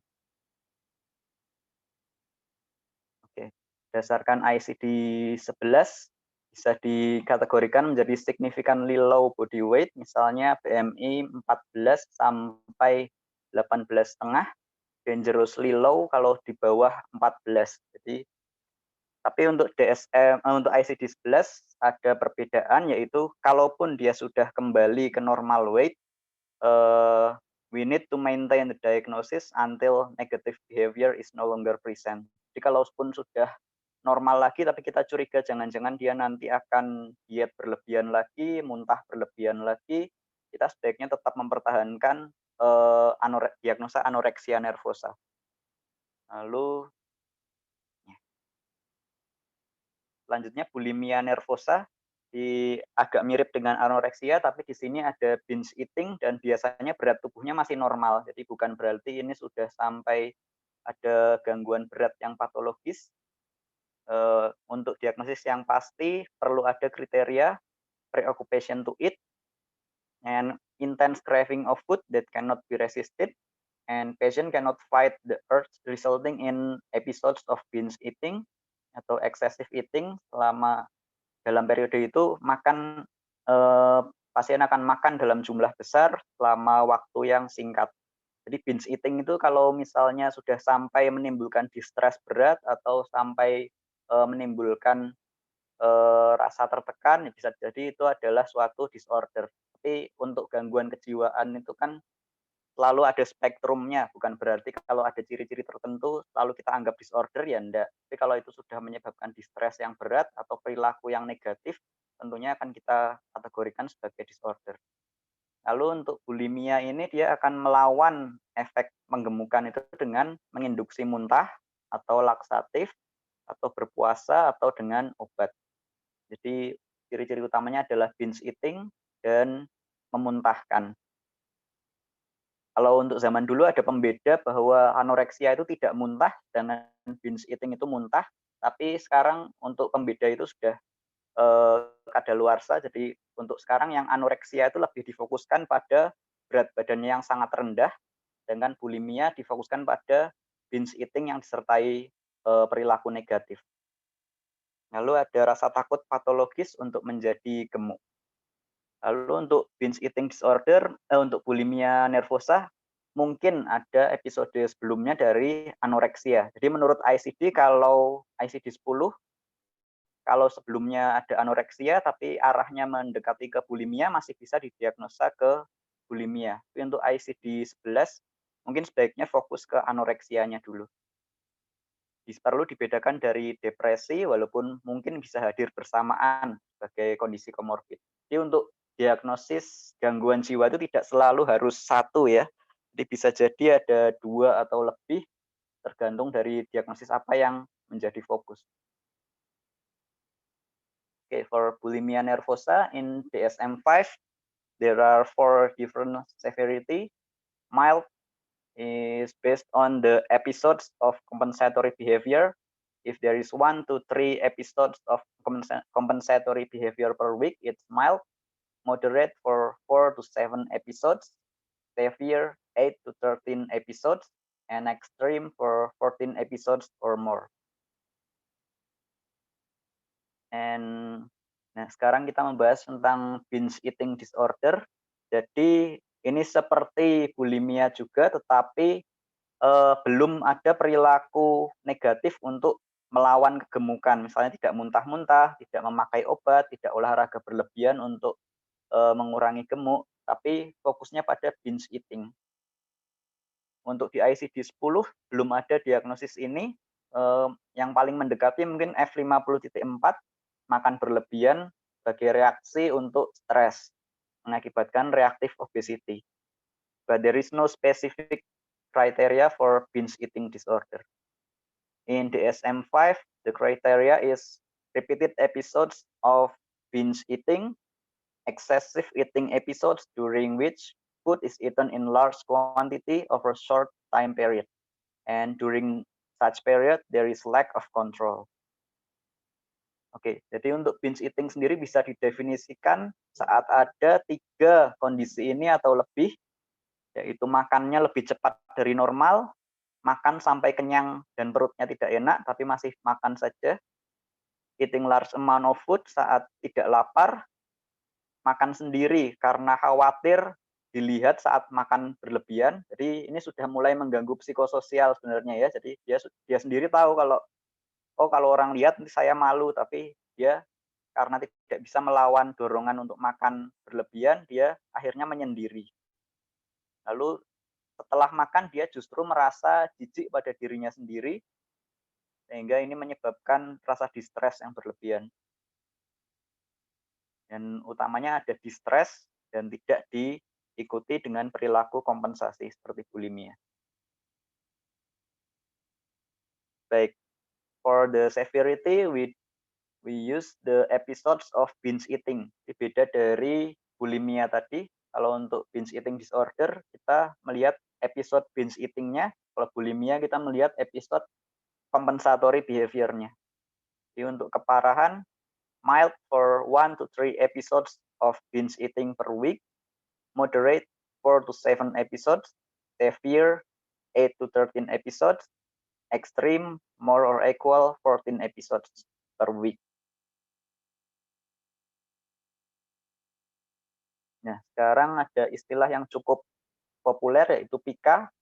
Untuk di ICD 10 dia dikategorikan sebagai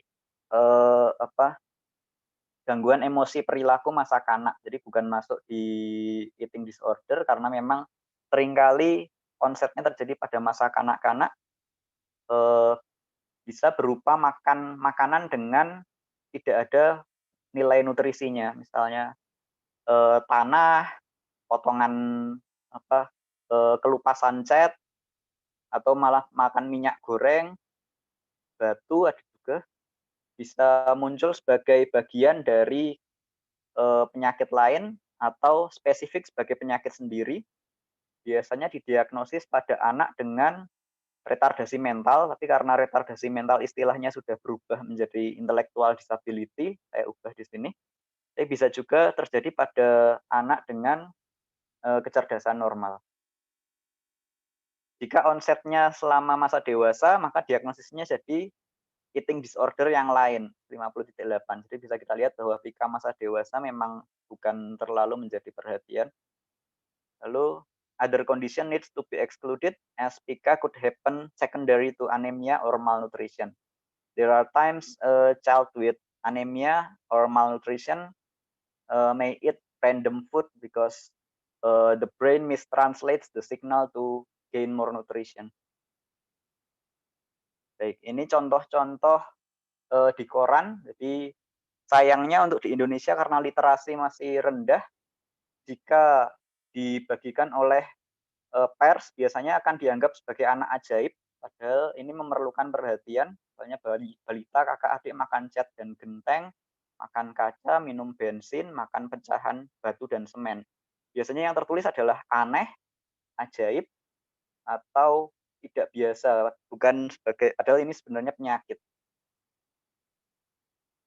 Ya, untuk selanjutnya ini istilah yang masih belum terlalu populer, baru akhir-akhir ini muncul, yaitu avoidant restrictive food intake disorder atau ARFID. Dulu dikenal sebagai selective eating disorder. Ini adalah gangguan makan karena rasa takut berlebihan pada makanan atau sangat pilih-pilih makanan sampai dia kekurangan gizi. Jadi gangguan makan such as lack of interest to food, avoiding specific sensoric sensation, excessive worry about discomfort, and the consequences is that the patient fails to get enough nutrition or energy, marked with significant weight loss or failure to reach weight target, nutritional deficiency, the need for enteral nutrition, and psychosocial disorder. Bukan karena kurang makanan atau makanan yang ditolak budaya. Jadi kalau menghindari babi ya bukan berarti masuk ke diagnosis ini ya. Bukan karena body image, anoreksia atau bulimia. Bukan karena gangguan medis atau psikiatri lainnya. Jadi kalau depresi atau skizofren menghindari makanan ya tidak masuk ke kategori ini. Lalu untuk diagnosis lain misalnya ada muntah karena kondisi psikologis lainnya. Lalu ini juga ada diagnosis baru di ICD-11, rumination disorder. Ini kita memang masih belum pernah mendiagnosis ini karena ini baru ya. Jadi diagnosis ini adalah pasien yang meregurgitasi makanan yang sudah dimakan, lalu mungkin dilepehkan atau dikunyah kembali atau ditelan kembali. Bukan karena gastrointestinal disorder, dan ini sangat mengganggu pasiennya tapi tidak bisa dihilangkan. Padahal tidak ada masalah di masalah fisiknya. Biasanya pada pasien yang lebih dari 2 tahun. Kalau terjadi dengan kondisi psikiatri komorbid lainnya, perlu cukup parah sehingga memerlukan perhatian khusus. And there are other terms as well. For example, loss of appetite due to psychological disorder, body dysmorphic disorder. This one is not eating disorder, but is actually body image problem. The patient will excessively feel ugly, look at mirror repeatedly, but it can also result in eating problem as well. And muscle dysmorphia, excessively feeling ugly and lacking muscle. This is the male version of the body dysmorphic disorder. And orthorexia nervosa, this is not yet a diagnosis, but still a suggestion that the patient is excessively preoccupied with healthy food, severe distress after eating unhealthy food, and feeling low self-esteem after unhealthy food, excessive restriction. So as I said before, there is a balance to everything. Excessive of something is always unhealthy. Management, consider hospitalization if anorexia nervosa or ARFID is very severe and weighing less than 75% ideal body weight, body temperature is so low, pulse low, low systolic blood pressure, in high change of orthostatic pulsation and high change of orthostatic blood pressure. So if we find this kind of patient, it will be better to consult the lebih baik untuk konsul ke spesialis penyakit dalam atau spesialis anak. Yang patient can benefit from family therapy, jadi kita bisa libatkan keluarga di awal-awal, berikan kontrol sebaiknya penuh ke orang tua, terutama kalau anak dan orang tua hubungannya baik, lalu orang tua diminta untuk menerima dan mendengarkan keluhan anak, tapi tetap strict dengan diet tanpa memberikan banyak kritik. Jadi orang itu biasanya tidak suka untuk dikritik, kita bisa memberikan arahan tanpa memberikan kritik berlebihan. Lalu kemudian anak juga diminta untuk berhubungan lagi dengan sebayanya. Jika anak sudah bisa mulai menerima kondisi ini, kontrol dikembalikan lagi perlahan-lahan ke anak dan kita mulai fokus ke kepercayaan diri, identitas dan kemandirian anak. Untuk pasien yang lebih tua bisa dipertimbangkan misalnya cognitive behavioral therapy atau untuk interpersonal terapi. Jadi orang diajarkan bahwa setiap pikiran itu ada kejadian yang activating event-nya, belief, consequences, lalu dia diajarkan untuk mendispute. Untuk medikasi masih terbatas sekali, jadi untuk terutama untuk anoreksia seringkali tidak membantu untuk medikasi, tapi kita bisa gunakan kalau misalnya psikoterapi sendiri tidak terlalu bermanfaat, misalnya SSRI seperti fluoxetine bisa membantu untuk kecemasan dan depresi. Lalu kalau kita butuh menaikkan body weight, kita justru bisa memanfaatkan efek samping medikasi, misalnya olanzapine yang biasanya menaikkan berat badan. Lalu untuk binge eating disorder, ada medikasi untuk mengurangi nafsu makan, misalnya topiramate. Tapi perhatikan juga risk dan benefit, karena untuk industri diet ini kadang iklannya agak berlebihan, jadi kita perlu selektif juga. Mungkin untuk ini contoh kasus untuk anoreksia nervosa, nanti bisa dibaca sendiri mungkin di slide-nya. Dan ini untuk contoh untuk ARFID. Jadi anak ini awalnya didiagnosis dengan gluten intolerance, lalu setelah itu dia justru jadi ketakutan sekali untuk makan, dikonsulkan berkali-kali ke spesialis anak dan untuk ke play terapis, tapi terapisnya tidak memahami bahwa anak ini perlu menambah berat. Lalu akhirnya selama proses dia menjalani berbagai tes alergi dan endoskopi, dia ketakutan makan, turun sampai 29% berat badan atau 17 kg. Lalu datang dalam kondisi simptomatik ortostasis, bradikardia, malnutrisi berat, padahal 9 tahun ya, jadi seharusnya sudah bisa agak mengatur makanannya, tapi karena sangat trauma akhirnya dia menjadi mengalami kondisi ini. Ya, terima kasih. Apakah ada yang ditanyakan? Permisi dokter, saya izin bertanya. Oh ya, silakan. Sebelumnya tadi di anoreksia nervosa kan dibedakan menjadi dua, ada yang tipe restriktif dan ada yang tipe binge eating-nya juga ya dok. Padahal kan anoreksia sendiri artinya kan tidak ada nafsu makan. Terus itu kok bisa dimasukkan dalam satu DSM-5 gitu dok, nanti untuk codingnya di BPJS. Terus pertanyaan yang kedua, kalau bulimia nervosa dan binge eating disorder itu keduanya dibedakan berdasarkan episode severity-nya, itu kan sama-sama dimuntahkan ya dok, jadi kayak beda tipis gitu dok. Mungkin bisa dijelaskan lebih dalam lagi. Terima kasih dok. Baik. Mungkin untuk anoreksia ini kan memang ini kan kata awalnya ya, bukan berarti kita harus selalu saklek dengan apa yang dituliskan di awal seperti itu. Jadi misalnya diare kan awalnya mengalir terus, tapi kan bukan berarti BAB-nya mengalir terus, kan enggak juga. Jadi ada istilah-istilah tertentu yang walaupun sudah kriteria diagnosisnya berubah, kita pasti pakai istilah yang sama. Misalnya skizofrenia itu kan bukan berarti pikirannya terbelah, padahal awalnya ya dari kata pikiran terbelah.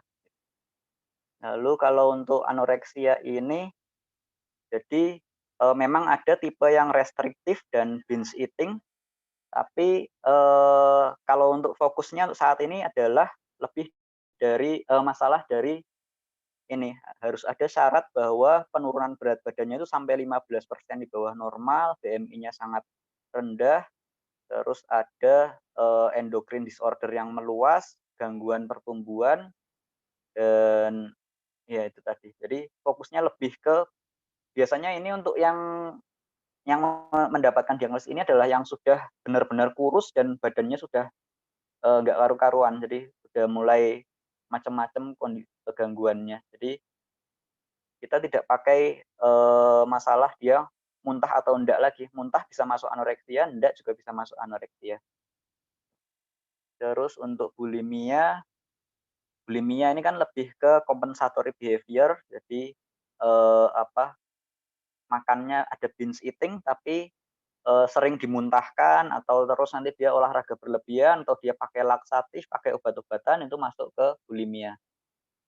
Jadi bedanya dengan binge eating ya, binge eating ini kan tidak ada memuntahkannya, cuma binge eating aja, tapi dia tidak compensatory behavior. Jadi yang mengganggu itu adalah karena dia tidak bisa menahan episode binge eating-nya itu tadi. Bukan karena dia melakukan compensatory behavior, misalnya muntah-muntah atau pakai laksatif dan lain-lain. Lalu untuk ICD-10 kan kita punya diagnosis atipikal ini, atipikal. Jadi kalau sepertinya mengarah ke anoreksia tapi gejalanya tidak penuh ya bisa disebutkan ke atipikal anoreksia. Bulimia tapi gejalanya tidak penuh ya bisa dimasukkan ke atipikal bulimia. Jadi kurang lebih seperti itu. Ya memang sebenarnya ini ya saudaraan sih, anoreksia, bulimia, binge eating disorder, karena ya mungkin gejalanya mirip-mirip. Tapi untuk diagnosis kadang-kadang perlu dibedakan juga. Mungkin gitu, apa ada yang mau diklarifikasi? Berarti untuk yang bulimia tadi ada kompensatory dengan muntah, kalau yang binge eating hanya pengen makan gitu aja, Dok? Iya, kurang lebih seperti itu. Cuma binge eating disorder itu kan sebenarnya di ICD-10 itu belum ada. Jadi ini saya tambahkan karena mungkin ya kalian mungkin nggak lama lagi ya ada diagnosis ini. Jadi kalau di ICD-10 itu tidak ada diagnosis binge eating disorder. Adanya cuma makan berlebihan karena gangguan psikologis. Yang paling mendekati ya mungkin ini. Baik, terima kasih, Dok. Ya, sama-sama. Ada yang punya pertanyaan lagi? Apakah masih ada waktu? Ini 9:30 ada acara lagi ya? Dok, ada BCCT. Oh iya. Bagaimana? Apakah masih bisa pertanyaan lagi atau akan ditutup?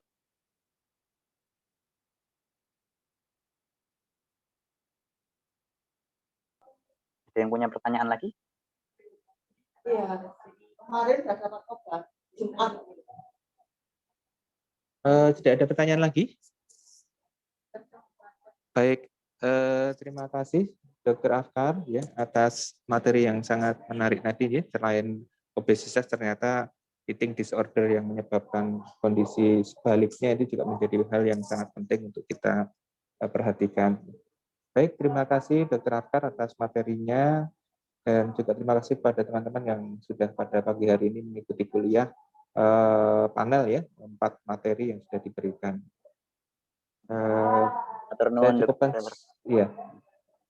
Saya cukupkan sekian mungkin materi penyampaian kuliah pada pagi hari ini. Terima kasih. Assalamualaikum warahmatullahi wabarakatuh. Waalaikumsalam warahmatullahi wabarakatuh. Terima kasih, Dok.